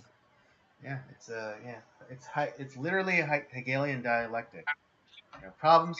Problem. What was it? Problems. It's a 3-step thing. Problem.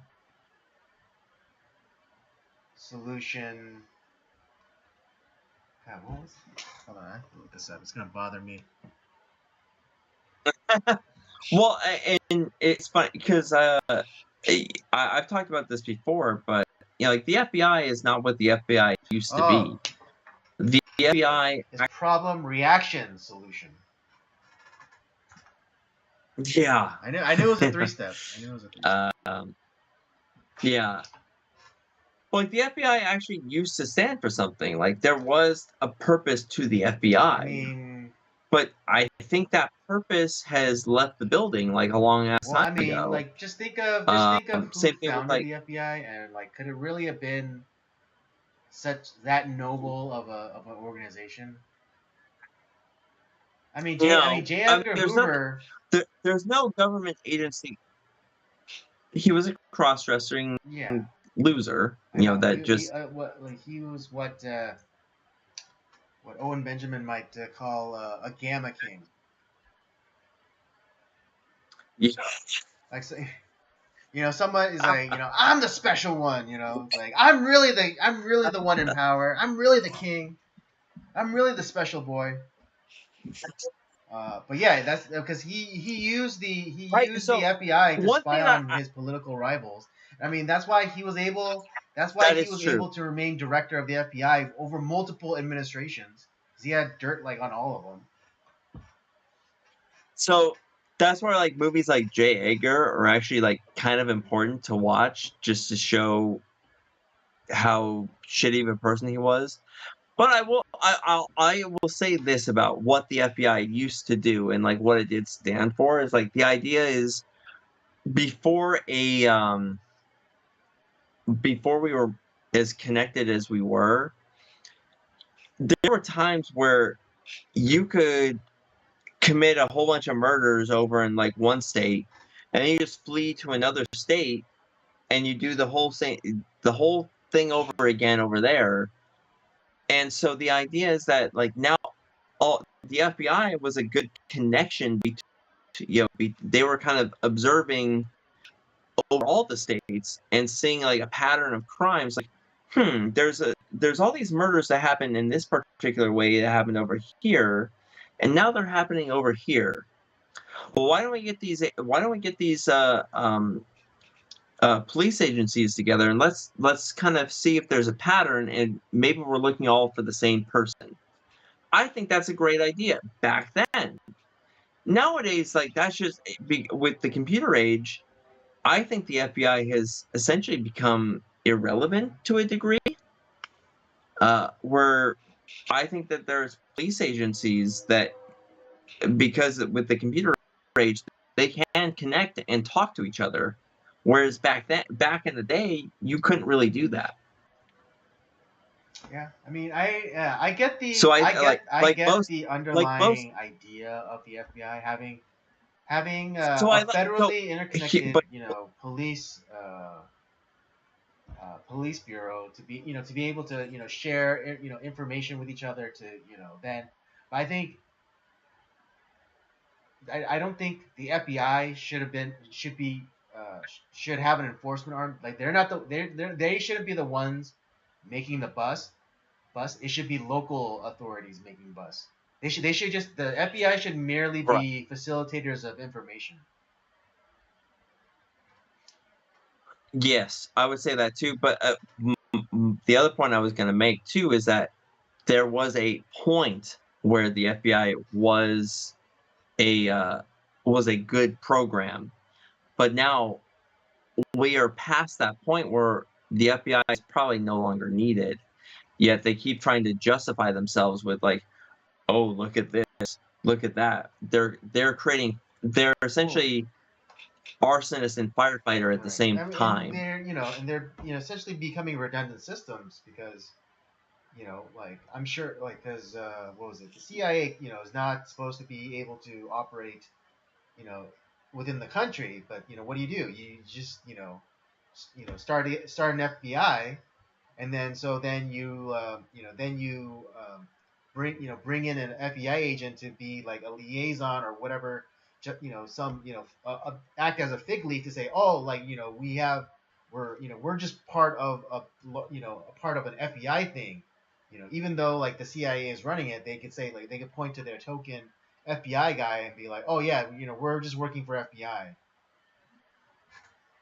I mean that Yeah. was kind of the Yep. scenario of what happened in the movie Sicario, but I mean that's what happens all the time. Yeah. That's what the It's all CIA this does like all the time to get bullshit around government. the laws preventing them from operating on U.S. soil. It's just they create a task force or they attach them. Yeah, they So it attach shows you themselves to the FBI and say like, oh yeah, we're just assisting over here, but the FBI is the one really in charge. it's three-card Monty is what's going on. Yeah, exactly. Yeah, wave of the hand, a little distraction, and poof. Yeah. It just I can't stand this stuff, man. Like it's a waste of money. It's a waste of time and money, and we're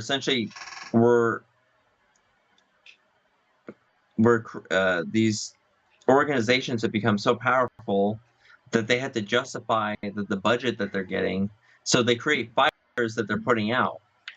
It's like they're both arsonist and firefighter at the same time, and it's just and you have the media and the government who are complicit in this stuff, and you turn people fucking crazy who end up doing like whatever bullshit bidding that they want to do is they now all of a sudden there's all these dumbass riots in on college campuses because they're also it's like the education department and all this of these colleges that are also government government funded, um, or if they are quote unquote private institutions, they're also government backed, whether you realize that or it's a not. literal fascist system. I mean, for those of you who don't know, fascist just means Yeah, you know what is it? Yeah, privately owned but government controlled. That's all fascism is. That's all it is. exactly.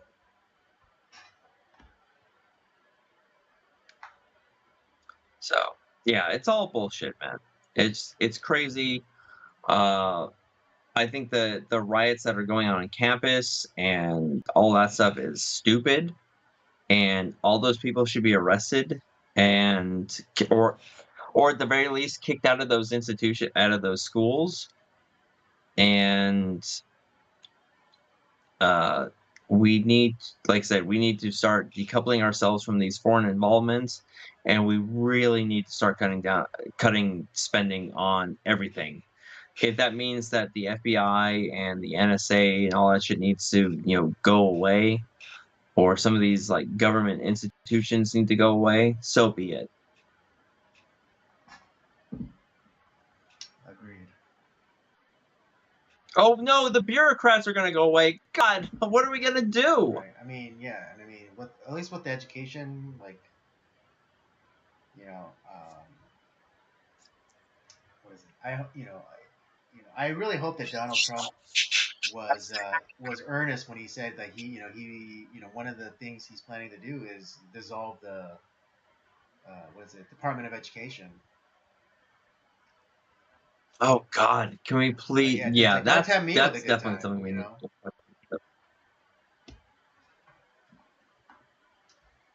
Don't get me hard, buddy. don't tempt me with a good time.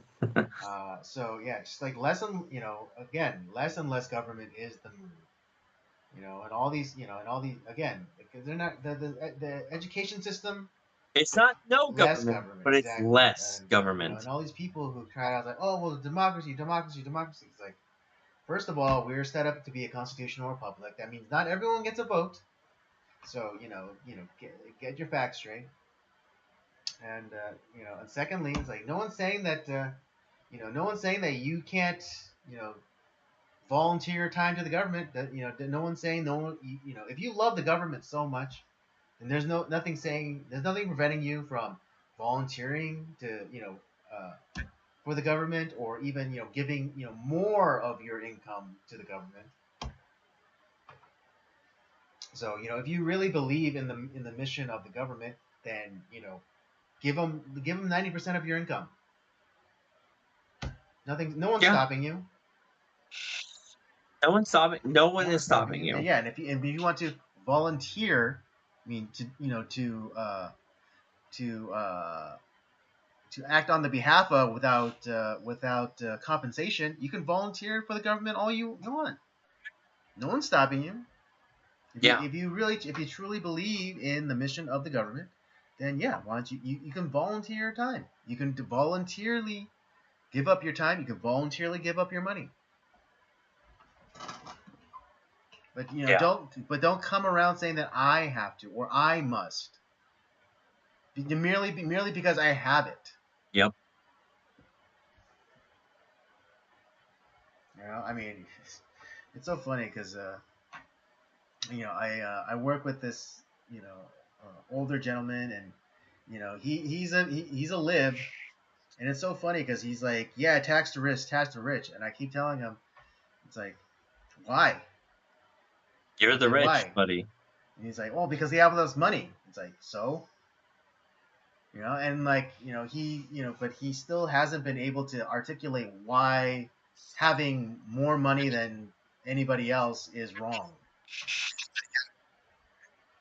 So if they've earned it in an honest way, Right, but then, they're but see, not here's the they're thing. not Yeah, stealing it I from go this people. route too, because I go like, if they made it honestly, and they're honestly a billionaire, then why can't they keep the money? And then they say like, oh, no one who gets to $1 billion does it honestly. It's like, but you have no evidence that they did do it dishonestly. But then they go, but it's like, oh, but no one who has ever made $1 billion ever does it honestly. And then and then I go like, it's like, well, give me an example, and they go Donald Trump, and I was like, there's literally no talking to them. Yeah. Okay. Well, so how about other billion? What about Jeff Bezos or like some of the Yeah, but again, the it's icons of liberalism. Your Jeff Bezos of the world, your Mark Zuckerberg, your who else? yeah. But Your it doesn't matter because your it doesn't matter Microsoft because they'll founder. always argue from the fallacy of silence. Like if there's no even though there's no proof Yeah. that these people did anything unscrupulous or against the law, they'll just always say like, well, no one can. What about Bill Gates? Yeah, so you think that you hate him because he seems to be like an icon Especially of the since left. he became the number one vaccine spokesman. But again, Yeah. they always, but it doesn't matter because every single Mark time I Cuban. have like discussion about like billionaires and like why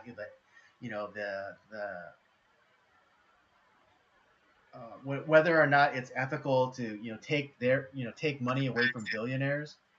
They always go back to like, oh, no one who's ever made $1 billion ever did it honestly. And so they argue from the fallacy of silence. So like or like or lack of basically the absence of evidence isn't that absence of evidence isn't that why can't I speak right now? The absence of evidence isn't the evidence of absence. There you go. Which is a ridiculous fallacy. Because there's no evidence of wrongdoing, that doesn't mean there isn't any. That's an absurd position to take. But time and time again, these people they always take up that position, and again I constantly try to make the idea more understandable to people, but it never seems to work. Even when I try to personalize things and say like, okay, say you're accused of murder, but there's literally no evidence of it, but someone just says like, oh well, it's obvious that you're a murderer because X, Y, or Z. But the concept goes like over their head, so like they completely just again shift the goalpost, and so you can never have a good faith conversation about this particular subject. That's why you had to point out the hypocrisy No, I of mean, their leftist icons. yeah, but in my experience, it doesn't matter. They're not going to listen. Yeah, they're not going to listen because the media highlights certain people and it degrades other people, and they're not gonna. They're gonna listen to what they want to hear. I mean, I know someone who blanketly categorizes Republicans as like murderers and evil people. And I say that there's are you saying that there's no evil people who are Democrats? And then they just like to change the subject. Yeah, No, of course, because they don't want to have that conversation because they're not. Yeah, because They just don't want to think so it's about like it. programmed. Because like again, there's someone that I know like I don't even broach like certain topics with them anymore because it's just like they're so heavily indoctrinated that like they don't have a nuanced take about anything. Nope. Don't. They don't Yeah, like give a damn. you know. They want to just they want to be blind in a certain way, and they don't want to think about. They don't want to actually have any sort of like critical thinking to what they're supposed to do. Right. Yeah. So it's just So like I literally it's messed up, but I literally there's people I literally keep at surface level because there's no point in talking to them. Yeah, It's not because that's how it. Yeah, I'm the it's same like way. there's no use in there's no use in talking with them or trying to convince them because it's just they again they're just so heavily indoctrinated that It's exactly. pearls before Yeah, swine, my friend. the Bible has a prescription for those kind of people, and it's shake off the dust from your feet, and move on to the next village. Walk on. Yeah. But yeah, these useless eaters that our universities are creating, it's really sad. Even in since I've been working at my friend's bike shop, it's hard to find anyone young with like with some of like the requisite skills to work on e-bikes. You know, it's like I mean, because It's hard to find young people who are useful for I anything. mean I'm not I mean I wouldn't go as far as to say any young person, but a vast majority of them, they're more or less useless. Um, but yeah, It's but like 99%, Andy. They're right, a but lot like of them are the useless. people who have expressed interest in like who have made inquiries into the shop saying like, hey, are you guys hiring right now or whatever? They're not young people. They're like my age. They're or a little bit older. Um, And it's like I think about that. It's like fuck. It's like because I don't think of myself as old, but at the same time, I'm like, God yeah, damn, like that's sad. Like where it's like it's um, and what's even more sad is though is sometimes we have people we have coming in as like new people who are younger than me. It's like I should be running you should be running circles around me at my age. Yet why am I working like 10 times harder than you? And like I make you look like a fucking sloth. It's what that is what is happening with this new generation of people. Because of the indoctrination, it's like, well, I should be handed everything right at the beginning. Like my cousin, who has been, she is essentially a career useless person who is expecting herself to be handed a a six-figure job out of nowhere, yet she has never stayed in a job for more than like 6 months. And dude, it's just like, well, that's what do you barely enough time expect? for Like you've never benefits to kick stayed in, in a let job for. alone like sick days. Yeah, like what do you expect? You're an idiot. You could have made some of these places a career if you wanted, if you actually Right. gave a damn. But like you have been handed everything your entire life. Everything has been paid for you. You've never had to work hard at anything. So what do you expect? And you're expecting the world to hand you everything. And yet, Yeah. oh, I can't get a job. What's Yeah, going on? it's like that Zoomer girl who was like kind of in tears saying like, oh, like I have to work like this many hours and my work is requiring me to Oh God, I had to work my work is 40 requiring me hours a to week. work Saturdays and oh. I hate working Saturdays. I work every fucking Yeah, as do Saturday. I. Yeah, I mean, and plus, like, I also volunteer. I mean, I volunteer, so it's not necessarily. I'm choosing to do it, but like I volunteer on Saturdays too, and I work on Saturdays, so like I literally have no more Saturdays. And I mean, and if you don't know, I'm an avid fisherman, and I would love to have a Saturday off to go fishing. To be honest, next month I'm taking a couple of Saturdays off because I fucking hate working on Saturday.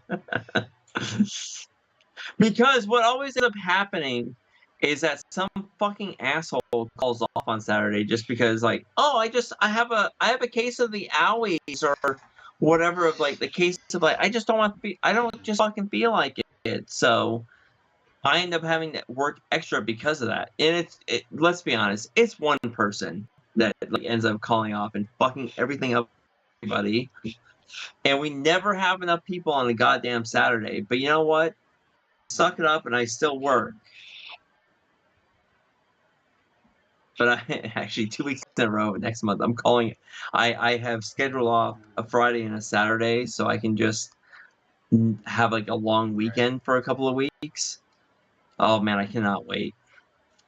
And I'm actually, guess what, Andy? I'm gonna go to a late night Friday movie. Aren't you living on the edge? I'm gonna go. Yeah, I know. I'm gonna go watch High and Low in the theater on film at the New Beverly. I know. Look at you going out. Look at you going all out of control. Living on the. Yeah, it's funny. I Like know. me and like some of like the guys that are my age at my church. Whenever we see like the young people kind of like, doing young people thing, and it's like we're like, I said, look at them. I like, dude, we're the old men now. It's like I get to like 11 o'clock and it's like, what happened to me? What happened? I can't stay up this late anymore. It's very sad. It's very sad. Yeah. All right. I guess. Well, I guess let's we're dive done into with our the last topics, film here for discussion tonight, which will lead us into our final review for tonight, and that is Star Trek First Contact from 1996, I believe. Let me just double check. Yep, 96. Is it that recent? Yeah, 96. Jesus. All right. Let me hit everyone with the synopsis, and we'll get going. All right, here's the synopsis for Star Trek First Contact. The Enterprise and its crew follow a Borg ship through a time warp to prevent the Borg from taking over the Earth in the past era. Stuck in the past, Geordi LaForge helps a pioneer of space travel in his effort to create the first warp drive, while Captain Picard and Commander Data battle the Borg Queen as she tries to take over the Enterprise. Speaking of time warps. Let's do the time warp again.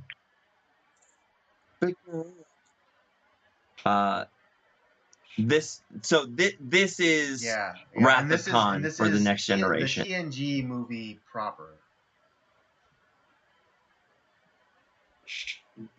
Yeah, this is like there's no TOS crew. There's none of that. This is all full on Next Generation. All the crews involved. Although we don't have Wesley and we don't have Guinan in this one. No, we don't. Well, yeah. Or what's her face? This also is the debut of the newest Enterprise, the Enterprise E. Previously, right, it was the Enterprise D. This is now the E. It's a newer, more militaristic starship. Also, kind of also echoed by the more militaristic style uniforms that they were wearing. But the Enterprise E is definitely was a ship built in response to the Borg. So it was less space, explore, and more what was it? like exploratory cruiser and more warship. Yeah. Or warship. Yeah. And I mean, I gotta say, Um. it's my favorite Enterprise. In terms of Yes. aesthetic, This is. it's a really beautiful ship. I now, maybe spoilers for next week, and now I have not seen every Next Generation film, but I have to say that this, as of right now, is my favorite Next It's a Gen good one. film. It really is. It's so good. We got James Cromwell. We got Who plays the what's the other chick's name? inventor of warp drive, at least on Earth, Zephyr Cochrane. Zephyr Cochrane, and then you also have Alfred Whittard. Alfred Whittard, who plays Lily Sloan, who she's been in a ton of shit. She pretty much like a lot of TV stuff, a lot of I know she was in the Netflix Marvel shows for like the Luke Cage and she was also the shit mother like that confronts Tony Stark in Civil War. That's right. That's right. Yeah, so she's been in a lot of stuff, bit parts, a lot of TV, a lot of film bit parts. James Cromwell, yeah, everyone knows him. He's pretty much a legend in film. I mean, yeah, and also and he was a regular on the TNG shows. He played a lot of different characters, a lot of aliens. I think that is right. enhanced by his his he must have been friends with Patrick Stewart.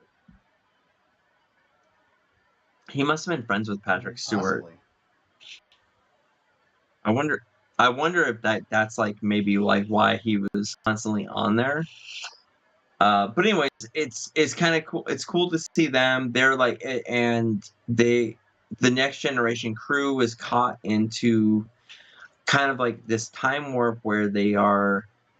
Well, I mean, the inciting incident. Because of the inciting incident is the Borg attack. Because but a Borg attack that gets that because the Borg are going back into the past to essentially stop the first contact.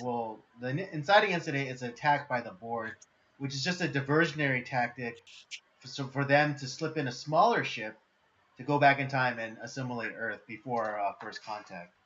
But I think like the buildup is really great. Picard is like having these nightmares about his time as a Borg, and you have this great like fake out where he's like listening to music and then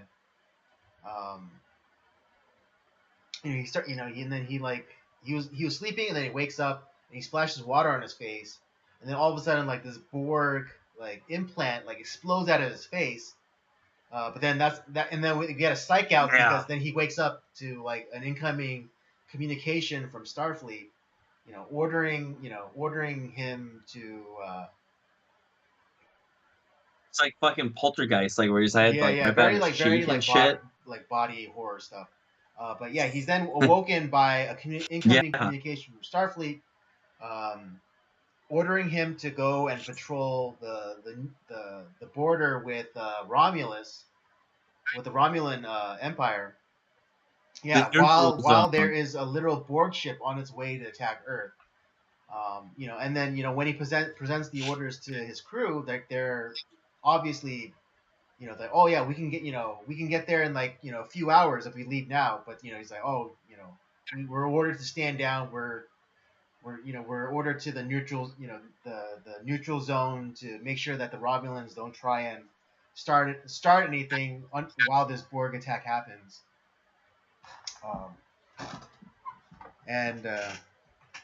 Which everyone knows it's fucking bullshit because they are. Starfleet is weary of Picard because of his interaction with the Borg previously, as we saw in the show. And the crew knows that like that's why Starfleet is sending them there. It's like they are trying to get like Picard's like, come on, we need to get in this battle. We need to like let's get your dick back, man. Like, let's get these guys. That's kind of the idea behind this. It's more of it's like how Picard got his groove back. Let's kick these guys' butt. The Borg, do start attacking Earth. A small fleet has been gathered to intercept them, but to no avail. And the Enterprise crew decide to defy their orders and warp in and handle business. And it's really great because there's a great moment where Picard deciding I really love that scene where like they're listening to the radio chatter and of the battle, and like you hear like all the different ships and like open fire, and and you hear the horror as like the fleet is being cut to ribbons. And then Picard decides in that moment, it's like, all right, I'm about to defy our orders. If anyone has a problem with it, let me know now. I'll write it in my record. I'll put it down in my record. My personal to spare your yeah. butts. And then I think one of the greatest lines Data is like, I think I speak for everyone when I say, to hell with our orders. Yeah. And then like everyone like, and everyone on the bridge kind of like smiles and it's like, all right, battle stations, let's get our asses over there. Yeah, I put my fist in the air with that. It's like, yeah, fuck yeah, Data. It's funny because like the one like non-human is the one that's like, fuck these people. Let's like screw those orders. Let's just fucking go. Yeah. And so like this spectacular battle, above Earth, and of course this is where we also get reintroduced to Worf, who by this time has transitioned, who's been transferred over to DS9, and he's commanding the Defiant, another one of my personal favorite ships, the small little escort ship. Which is really built which is really Starfleet's first like proper warship, in a while. Don't we see Janeway in this one? No, that's in Nemesis. Okay, I was gonna say, it was like, now that I was, because I still have not watched the Deep Space Nine, but I was like, wait. I was like, and because I did watch Nemesis, and I was in preparation for what we were going to be doing. I was like, wait, am I mixing that up? I was like, did we see Janeway in this one too? Which was like kind of a nice transition. Yeah, so like during this fight, like he's commanding the Defiant, and he's about to make a suicide run into the Borg vessel, until like it's like censor, you hear the helmsman of the Defiant be like, oh, we're like, there's another ship coming in, and it's like, it's the Enterprise, and then the and that's why like Worf doesn't do what he's gonna do. And it's great.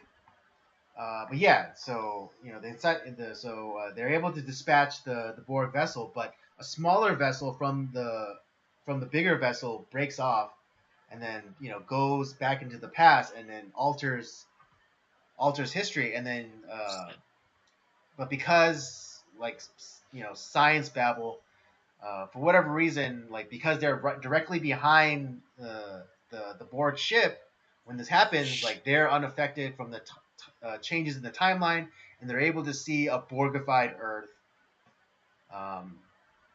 And so yeah, who gives a shit how they were able to, how that worked? We don't know. We don't care. But they're able to like kind of transfer they slip into that like timeline stream that the small Borg ship like opens up, and then that's where we get into the past, and that's like where the crux of the movie takes place. So they follow it through, and then you see the Borg attack this small settlement, and we find out that that's where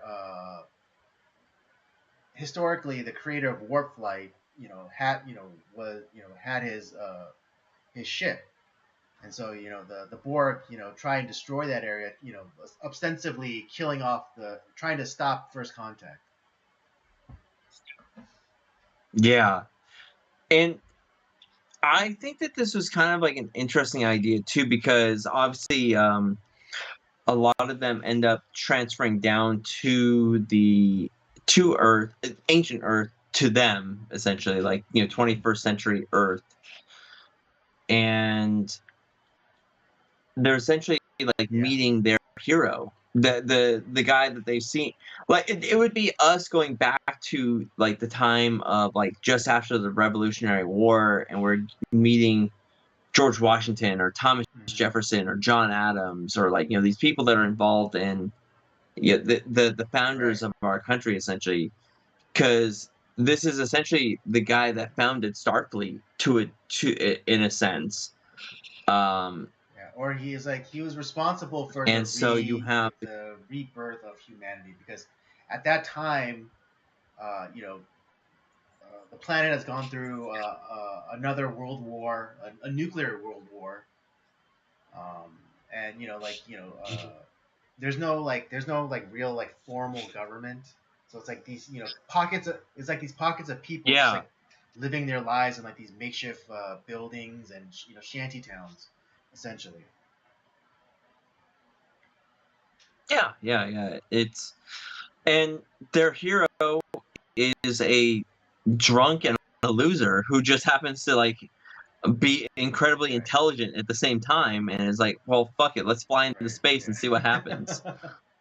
Yeah, it's just I love how again, subversion of because the subversion of expectations, because initially after they destroy the Borg ship attacking the settlement, Picard and stuff came down to inspect the facility where they kept the ship called the Phoenix, and he was like saying, oh, this ship meant everything to Cochrane. He wouldn't have left this. He wouldn't have left. Nothing could have kept him from the flight that was supposed to happen. But then then you kind of see. Except for the shine. But then we see then we start seeing his true character. Even during the initial attack, he's like, Lily, Alfred Woodard's character is like, come on, we have to get to the Phoenix, and he's like, oh, forget the Phoenix, and he runs away.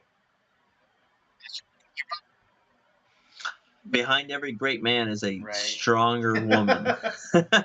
I'll allow with this because it was before all of the DEI craziness. Yeah.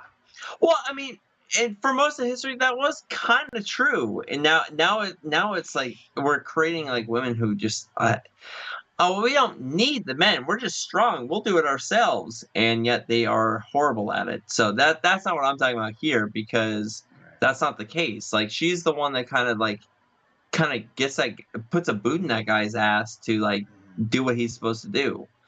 And and to a degree, it's Picard meets up with her, and the rest of the Enterprise crew kind of essentially takes her spirit and puts a boot in this guy's ass to get on the Phoenix and do what he's supposed to do. Yeah, and I just love because they transport down some engineers to help with repairs so they can get the Phoenix in operational order. It's just great seeing all of these guys just Riker, but Deanna, but during the repair process, you see all these all the crewmen, and they're constantly looking at Zefram Cochrane because it's hero worship. I mean, even Geordi alludes to that, saying it's oh, it's just hero worship, Doc. Because they grew up hearing the tale of Zefram Cochrane and his historic warp flight, and it ushering in the renaissance of humanity. What was the line in The Man Who Shot Liberty Valance? Is when is when the story, I think it was when truth meets the legend, or Right. print Yeah. the legend. It's because that's the better story. And it's kind of the same thing that happens here. Is like the truth is that this guy was a drunk loser who was also incredibly intelligent and just kind of like did something that was incredible Right. that changed the world and that was not like in his mind at all. It was just kind of like Yeah. sheer fucking luck that he Right. changed the Yeah, and world it's just yeah, or changed the and it's universe yeah because essentially. after First Contact, And so yeah. the legend of him became so popular, and that's what all these guys know Right. is the legend, Right, and but yeah, they and it was don't really know the great. real It was really story of great who he was. the exchange that Riker had, Commander Riker had with Zefram Cochrane. It's because uh, Riker was about to say something. It was all thanks to you, but he goes like, "Oh, I'm tired of hearing this." About the great Zefram Cochrane. It's like, oh, you think I like flying? I take trains. You know what I thought about when I built the Phoenix? Money. You know, and just kind of like But trying to you know totally who dispel this notion of him like being this, great humanitarian and visionary. But then, yeah, but he then, never yeah, was and that. then Like Riker then kind of comes back with a retort with he quotes him, yeah, he quotes Cochrane to Cochrane. Not, I mean, Cochrane doesn't know this, but he's like, and he says like, "Oh, don't try to be a great yeah. man. Be just be a man and let history make its own judgments." And Cochrane like kind of cynically is like, "Oh, like who said that?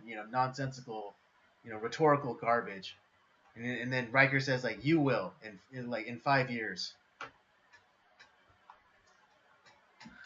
Well, and that's the thing. It's like because of like what Cochrane experiences later, at first contact and later on, that probably changed him as a person, and that's where the legend grew. But they don't. But at before that, he was a loser, and Deanna, to a degree, met Oh the yeah, real at the bar. Cochrane. It's at the bar. Like he was a womanizing drunk loser. It's Oh like, yeah. uh, and that's okay. There's a lot. I mean, Benjamin Franklin Yeah, was he was kind a of the yeah. same thing. He was a he, he was a Right. Well, womanizing drunk crazy person who was he also was a incredibly intelligent. syphilitic womanizing drunk. Yeah, He was. who was also incredibly intelligent and Mhm. very good at statecraft. That, and he was an inventor. He was a very smart person. But yeah, those are all true of Benjamin Franklin. That is what Cochrane Right, is. He there is you go. Benjamin Franklin. Yeah, but while all this is happening, planet side, we have the I guess is it the A plot? Let's call it the A plot because yeah, the whole like Zefram Cochrane and First Contact, that's more of like the B story. The A story is Captain Picard dealing with his trauma with his experience with the Borg because even though they were able Or to dispatch yeah, the Borg ship, some of them were able to survive and found their way onto the Enterprise, where they established a bit of a beachhead and foothold in main engineering, yeah, um, and then so like everything going up on the ship was I think like great, particularly Picard. I love their use of Moby Dick as like the allegory or analogy or the analog for what Picard was going through. Just like just oh yeah, absolutely. uh, his single-minded quest for revenge against the Borg. Yeah, and I like that they kind of uh created that aspect of it because yeah, it's essentially the Borg is the white whale for Yeah. Picard. Interestingly or ironically, Patrick Stewart does go on to play Captain Ahab in both in theater production and in a TV movie.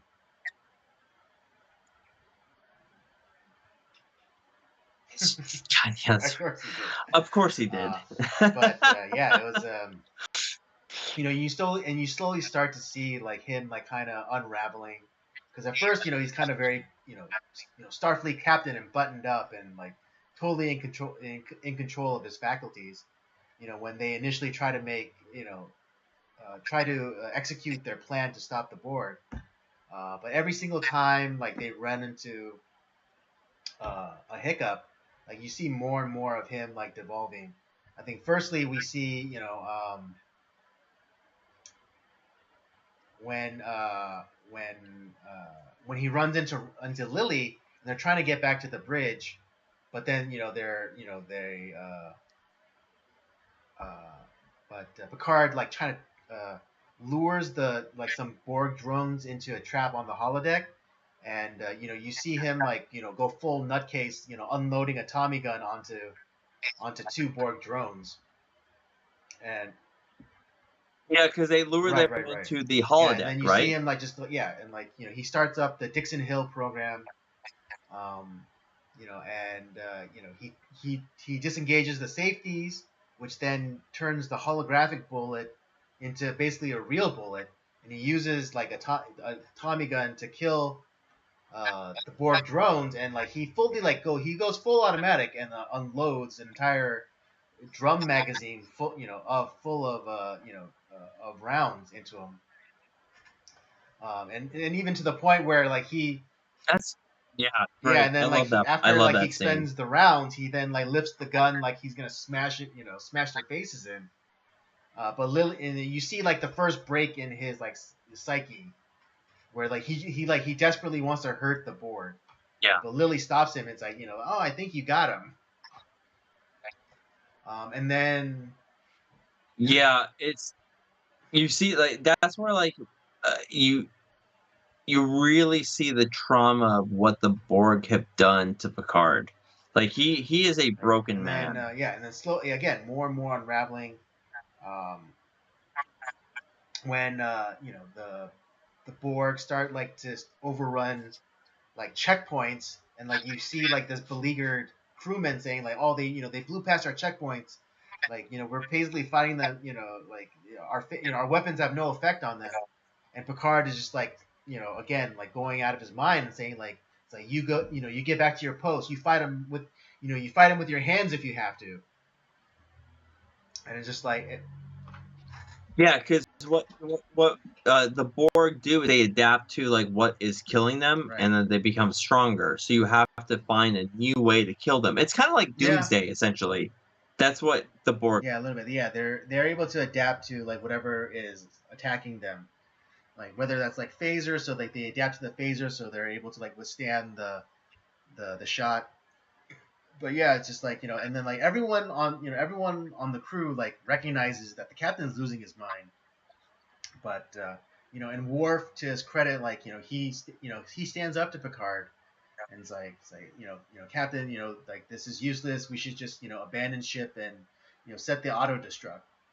And that really puts Picard over the edge. And and basically Because he doesn't right. want to lose the Enterprise. And This is where Picard is the most Kirk. If I had to like make a comparison, because this is where Picard is like where the Enterprise is his whole identity, being the captain of the Enterprise, and like you're wanting me to destroy my ship, no. right. And it's not, and that's where it's like it's not about the Borg at that point. It's about the Enterprise. Well, I mean, I think it's more about the trauma that he endured from the Borg. But yeah, but yeah, Well, that's part you of can it make the too. argument for that as well. But yeah, like Worf, to his credit, it's like trying to stand up and say this that's a foolish course of action. We should abandon ship and set the auto destruct. And Picard doesn't hold back and calls Worf a coward to his face. And then what is it? Yeah.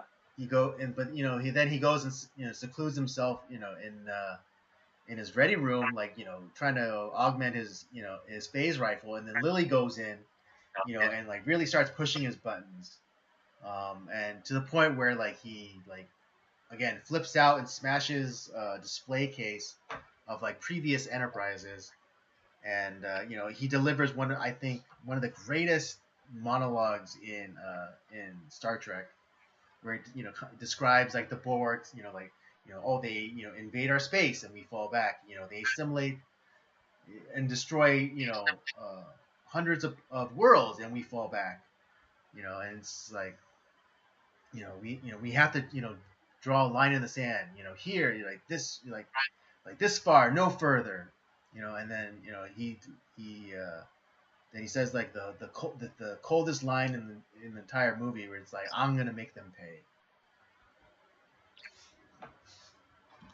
And just that monologue is just so epic.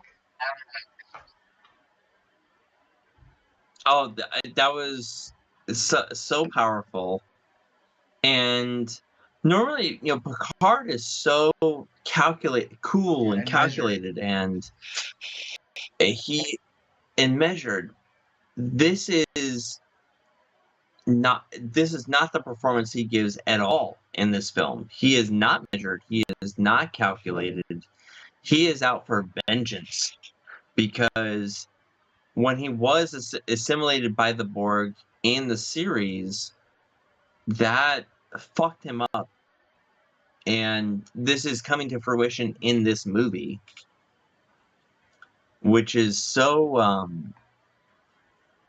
I think it shows the the greatness of Patrick Stewart's performance as this character, showing that like he can kind of go to a couple of different gears, but it's just great writing too. That the fact that you have the most measured captain in Starfleet history that has become unhinged, and what that looks like.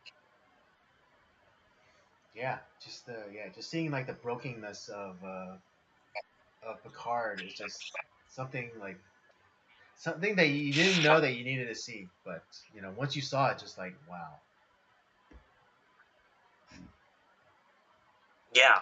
But it was great too. It was great because Lily was able to bring him back from the brink, because he finally saw like the depths he was at, and he finally realized that like that if he kept going down this road, like he would end up like Captain Ahab. He would end up dying.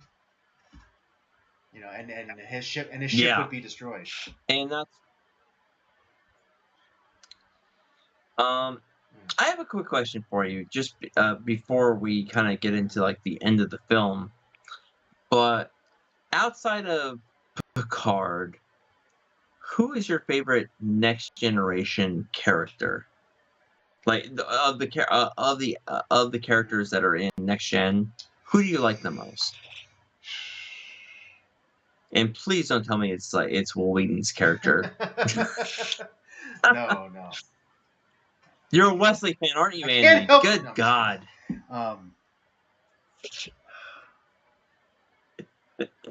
You have a Wesley t-shirt, don't you? I can neither confirm nor deny. No. I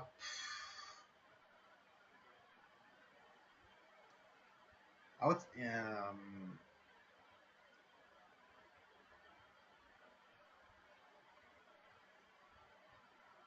Worf. Are you like a Geordi LaForge guy? Or are you a Worf I'm mostly a Worf guy. Although I also do like Data, and I like like the stand-in that he represents, like the drive for betterment, for to better oneself. I enjoy that. Yeah, I like Riker too. Riker's great. I really do like Riker. Yeah, he talk about like in the socialist sexual hierarchy, like he's definitely a Bravo. He's always like there, loyal to his captain, ready to do his duty. I don't think he ever wants to be like. I mean, obviously, we'll get into it in our next movie, but not really a guy that wants to be like the guy. He likes being the kind of like the guy right. behind the guy. I mean, I think it's alluded to in Generations, where at the end, they're on the destroyed, or they're on the mangled saucer section.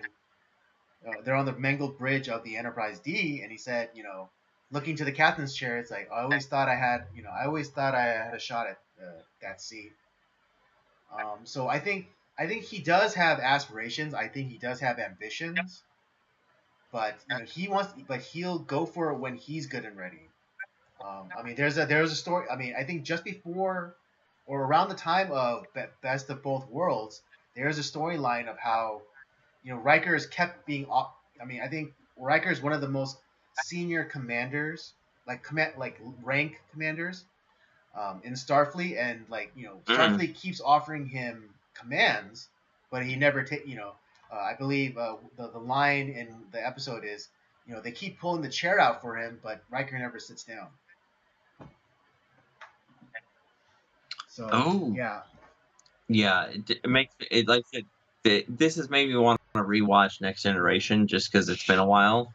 yeah. What is it? Yeah, I recently But watched Best of Both Worlds. That's why it's still like so fresh in my mind. And that's actually again, that's actually the arc, because there's this new commander that comes aboard, and she's supposed to be like this Borg expert, and and she and Riker have like this kind of contention going on, and then finally when it comes to a head, she tells him what's on her mind, and it's that she bluntly says, like, you're in my way, and it's like because you won't move up, I can't move up. And so, yeah, like, I mean, and then she's also a very ambitious, career-minded officer. And so, if Riker doesn't advance, like, because there's only so many like positions, like commander positions in Starfleet, so in like if he Starfleet, doesn't yeah, advance, then she can't advance.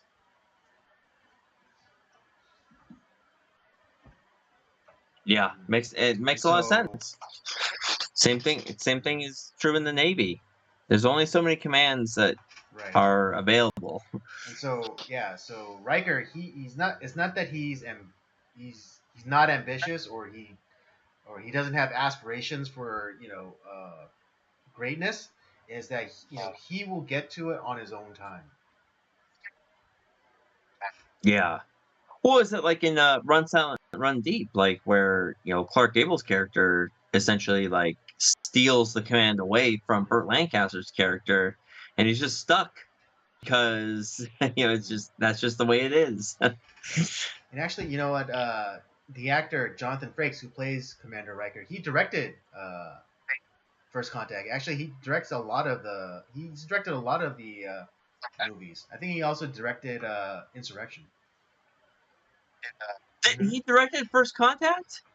Yeah, he's a damn. Get the fuck out of here! I didn't Yeah, look. he's a damn good director. I did not notice that. Yeah, even in the Get the Next fuck Generation, he's directed a lot of episodes.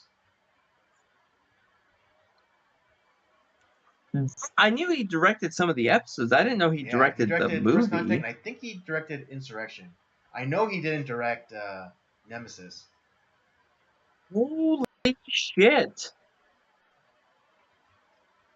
Man, that guy, he did a fantastic job, by the way, then, because this is an amazing film. That is a guy who cares about Star Trek, by the way. I can't believe I forgot about him, but yeah, he's one of those guys like who he gets it. He gets what Star Trek is. He knows and he knows just how to like craft a good story. And he's not. I don't think he's another guy that is not ashamed of being known for Star Trek. No, not at all. Like I think he relishes it. The fact that like he gets like you're Commander Riker.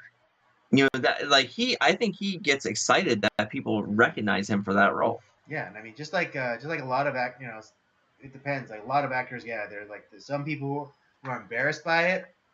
Yeah, Brent Brent Spiner, Spiner's dude. another one. Yeah. He's Yeah, I mean, excited. there's like, I mean, initially He Shatner, loves he the was kind he of loves embarrassed by it, uh, but you know, he eventually, you know, kind of grew into it. yeah. I think Patrick Stewart was someone who was a little bit embarrassed by it, because I think Patrick Stewart. I mean, you can kind of tell later on in the movies, like how it's like becomes more. He's becoming. I think his aspiration was always to be like an action hero, but then like he never got. He was always like the Shakespearean actor, and so he never got to be like, you know, like the Arnold Schwarzenegger, the Stallone type of actor, and I think you kind of see that as laughable as that Yeah, is.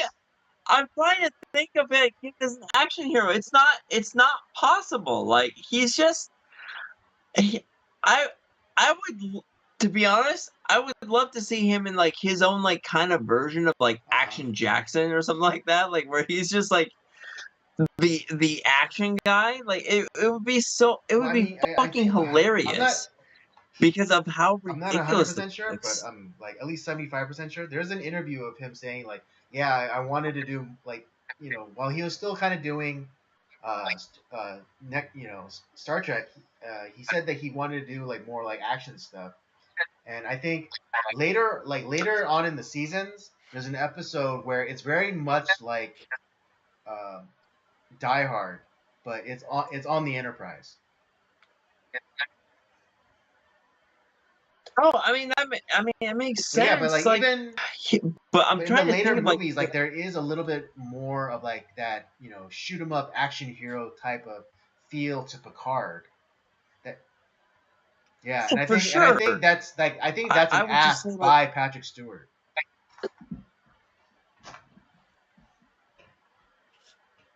have you watched the movie Green No, Room? but I know of it. I know of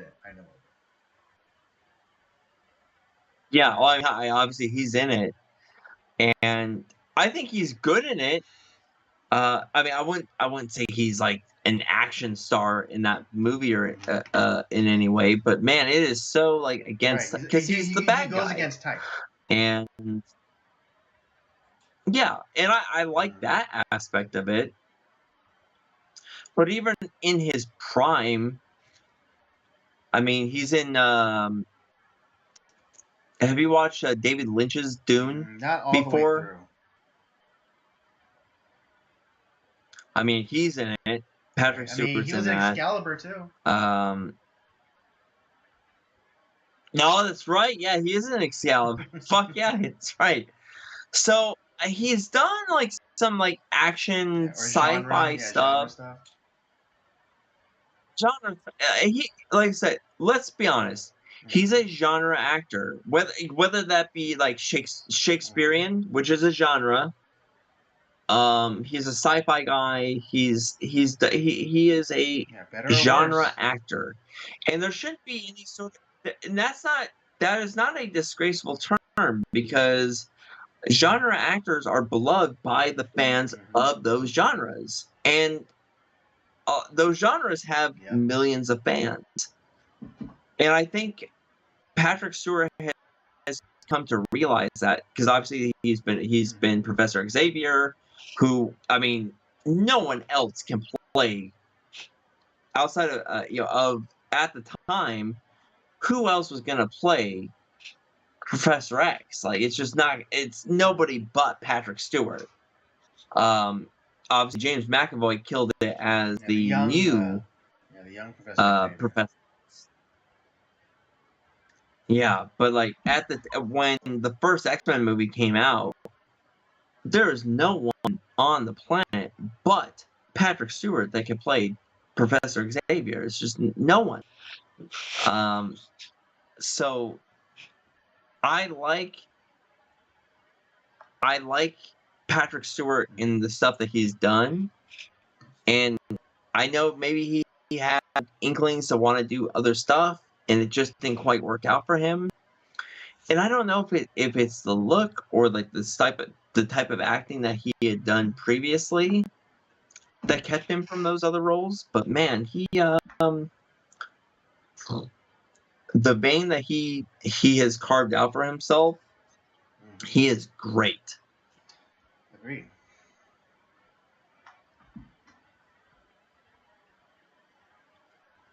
But yeah, like how would you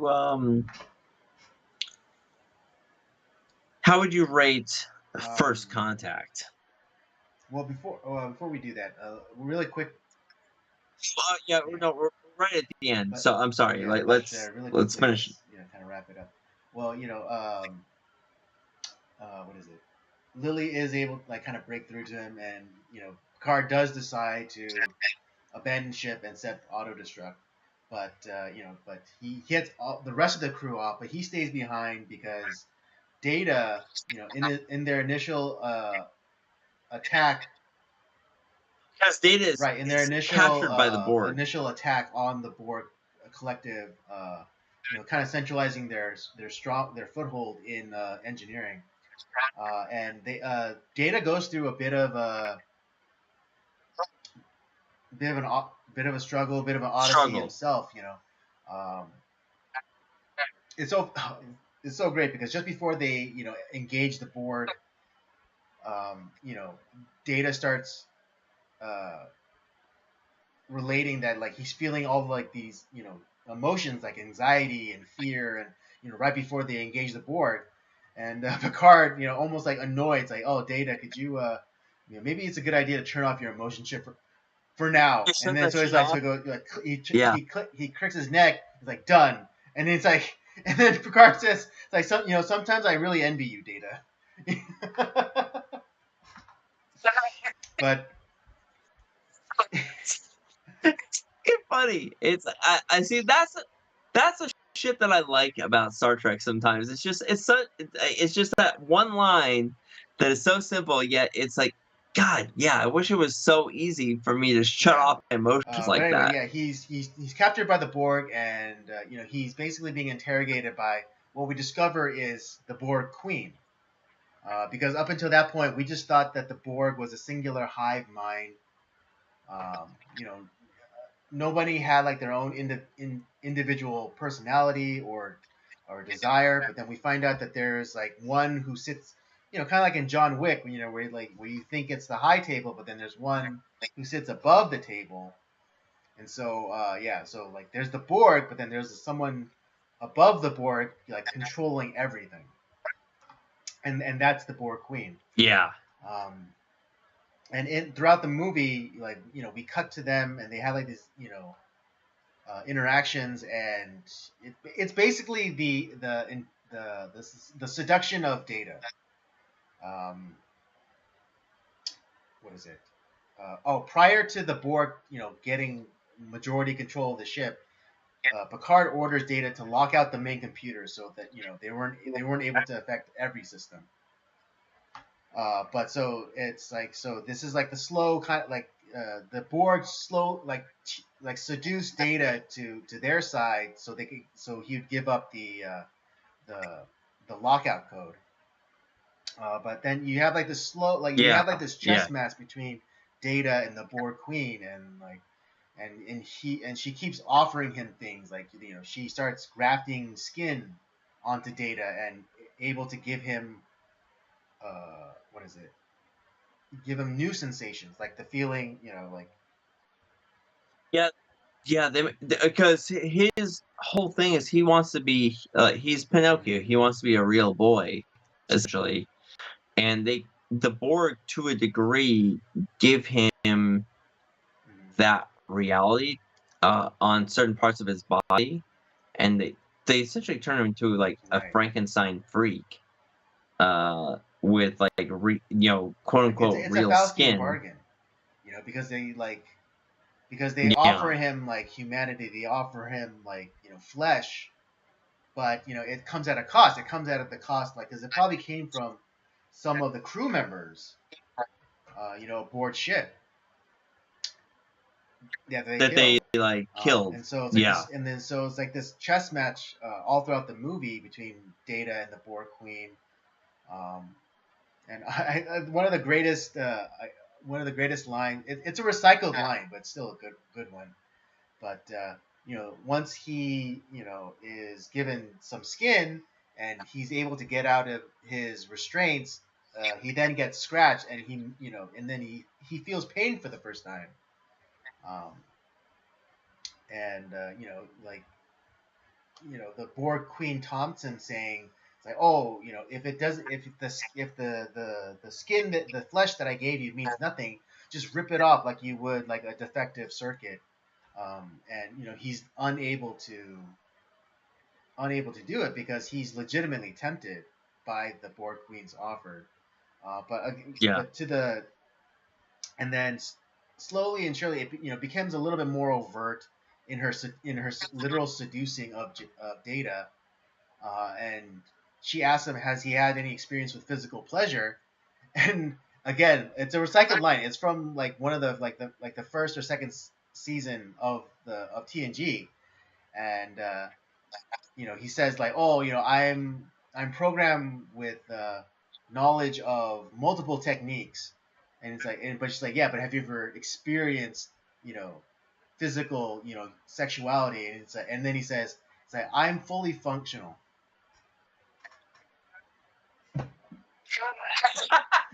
That's right.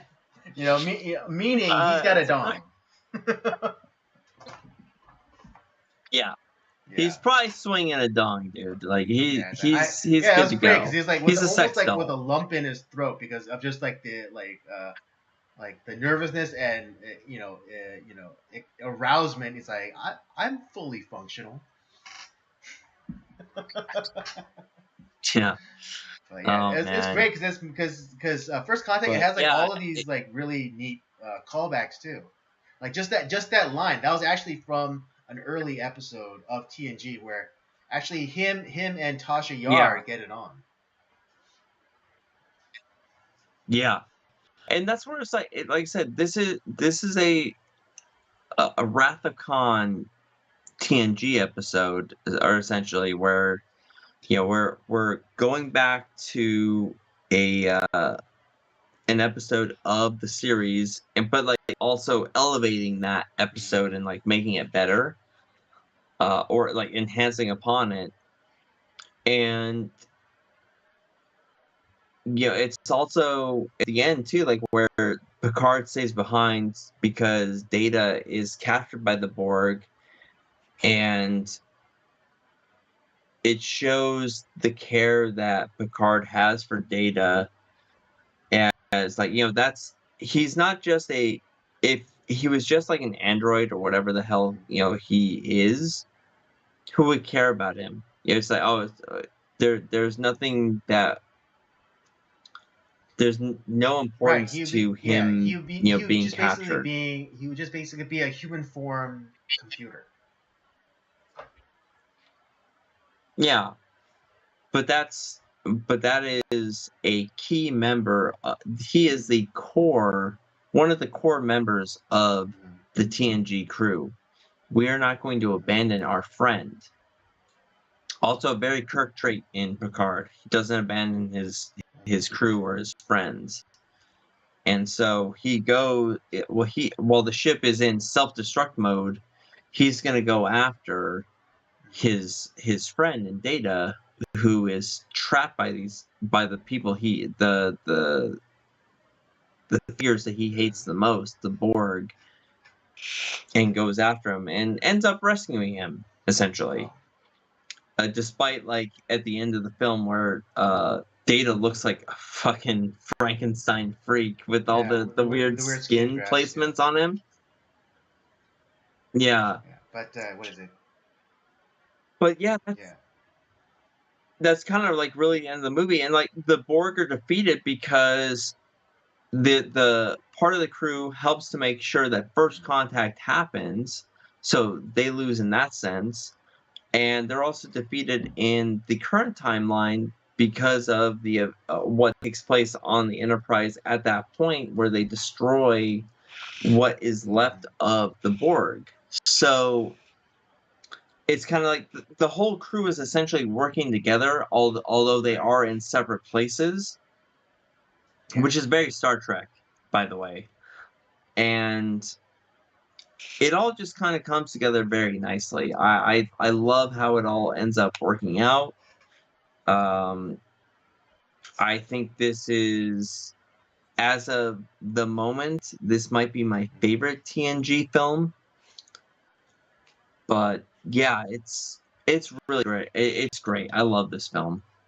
Cool. All right. Yeah. Let's. If there's nothing else that you want to add, let's give our ratings. Yeah, I'm gonna give this one. I'm gonna give it a 4.5 because I'm gonna come back to this one here very soon because I really like this a lot.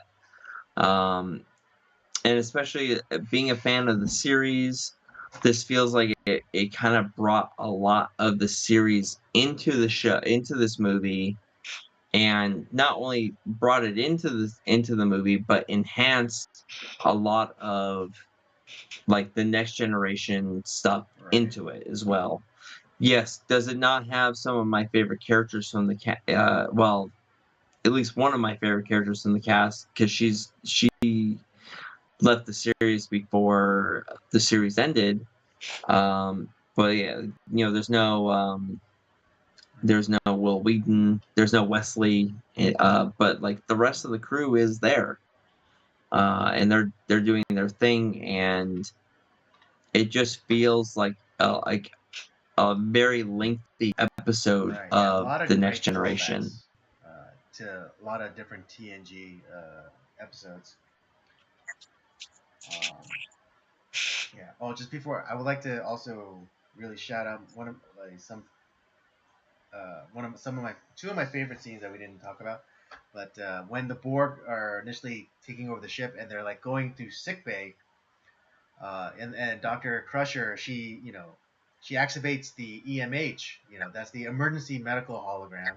And those of you who are fans of Trek might recognize the EMH as the doctor that's aboard Voyager. And it's great. Yes, Yeah, it was great that I thought because that like, was oh, like, great. Borg are coming through the door, cause it to give us, give us some time, cause a distraction, and when the Borg do come in, or before that, he recites the great bone line, you know, it's like, I'm a doctor, not a, blank. Yeah. That was great. And then also the scene where they do the EVA, the spacewalk on the outside of the ship, and then they loosen a part of the ship that the Borg were trying to use, but they release it, and then Worf fires his phaser at it, and says, "Assimilate this," before destroying it. Yeah. Fuck yeah, dude. Yeah. That was so good. That was great. That was like Yeah, his right. action Yeah, star so it's like moment too. It was so offering the one liner before he destroys, blows something up. Yeah. assimilate this. Yeah. Dude, Worf is the best. I fucking love Worf. He's so good. As for me, my rating, I'm gonna come in above you, and I'm actually giving this a 5. Oh, wow. Okay. All right. Yeah, I mean, this Yeah, movie this is is really amazing. again, and it's so funny because it's the rule in Star Trek is all the even number movies are good, and this is not this goes this is no exception. Yeah, This is a great movie. It's it's like, yeah, it tells very true. a good cohesive story. Not everyone has like a moment to shine. Uh, it's yeah. Yeah, this is gonna be in the rotation for sure for me. Because I put it up there with like the great Mhm. TOS films too. Yeah, absolutely. All right, folks, there you have it. That's our review for Star Trek First Contact. I give it a 5. Robert gives it a 4.5. Definitely check this movie out. It's great. Um, I mean, I would say, Absolutely. if you're a little more familiar with the TNG series, your enjoyment level will be just a little bit more. Even if you're a casual viewer of Star Trek, you're gonna love this movie. It's great. Yeah, we got one more Star That's Trek right. film to go. We got Star Trek Nemesis. Oh man, that's gonna be fun. Actually have a lot to talk about on that one. All right. Looking forward So to that. Yeah. So that'll be a something to look fun forward to, fun one guys. to Excellent. discuss. Yeah. All right, folks. Yeah, that brings us to the Yeah. end of our stream tonight. I hope you had a good time. I had a good time. I know Rob always has a good time. I My hope it's favorite day of the all of week. your favorite days of the week as well. If you enjoyed the stream, don't forget to check out the library of other content that we have. Uh, the Circular Jerks main podcast, episodes of old episodes of Nocturnal Transmissions, of course, with movie reviews, and Rob's gaming show, Up by Updown. Don't forget to follow us on our various social media account, formerly Twitter, now X, and Letterboxd at PodcastCOJ, and Instagram at Circle of Jerks Podcast. And with all that said, we thank you for joining us tonight. Come back next week, and we'll do it all over again. Have a good one.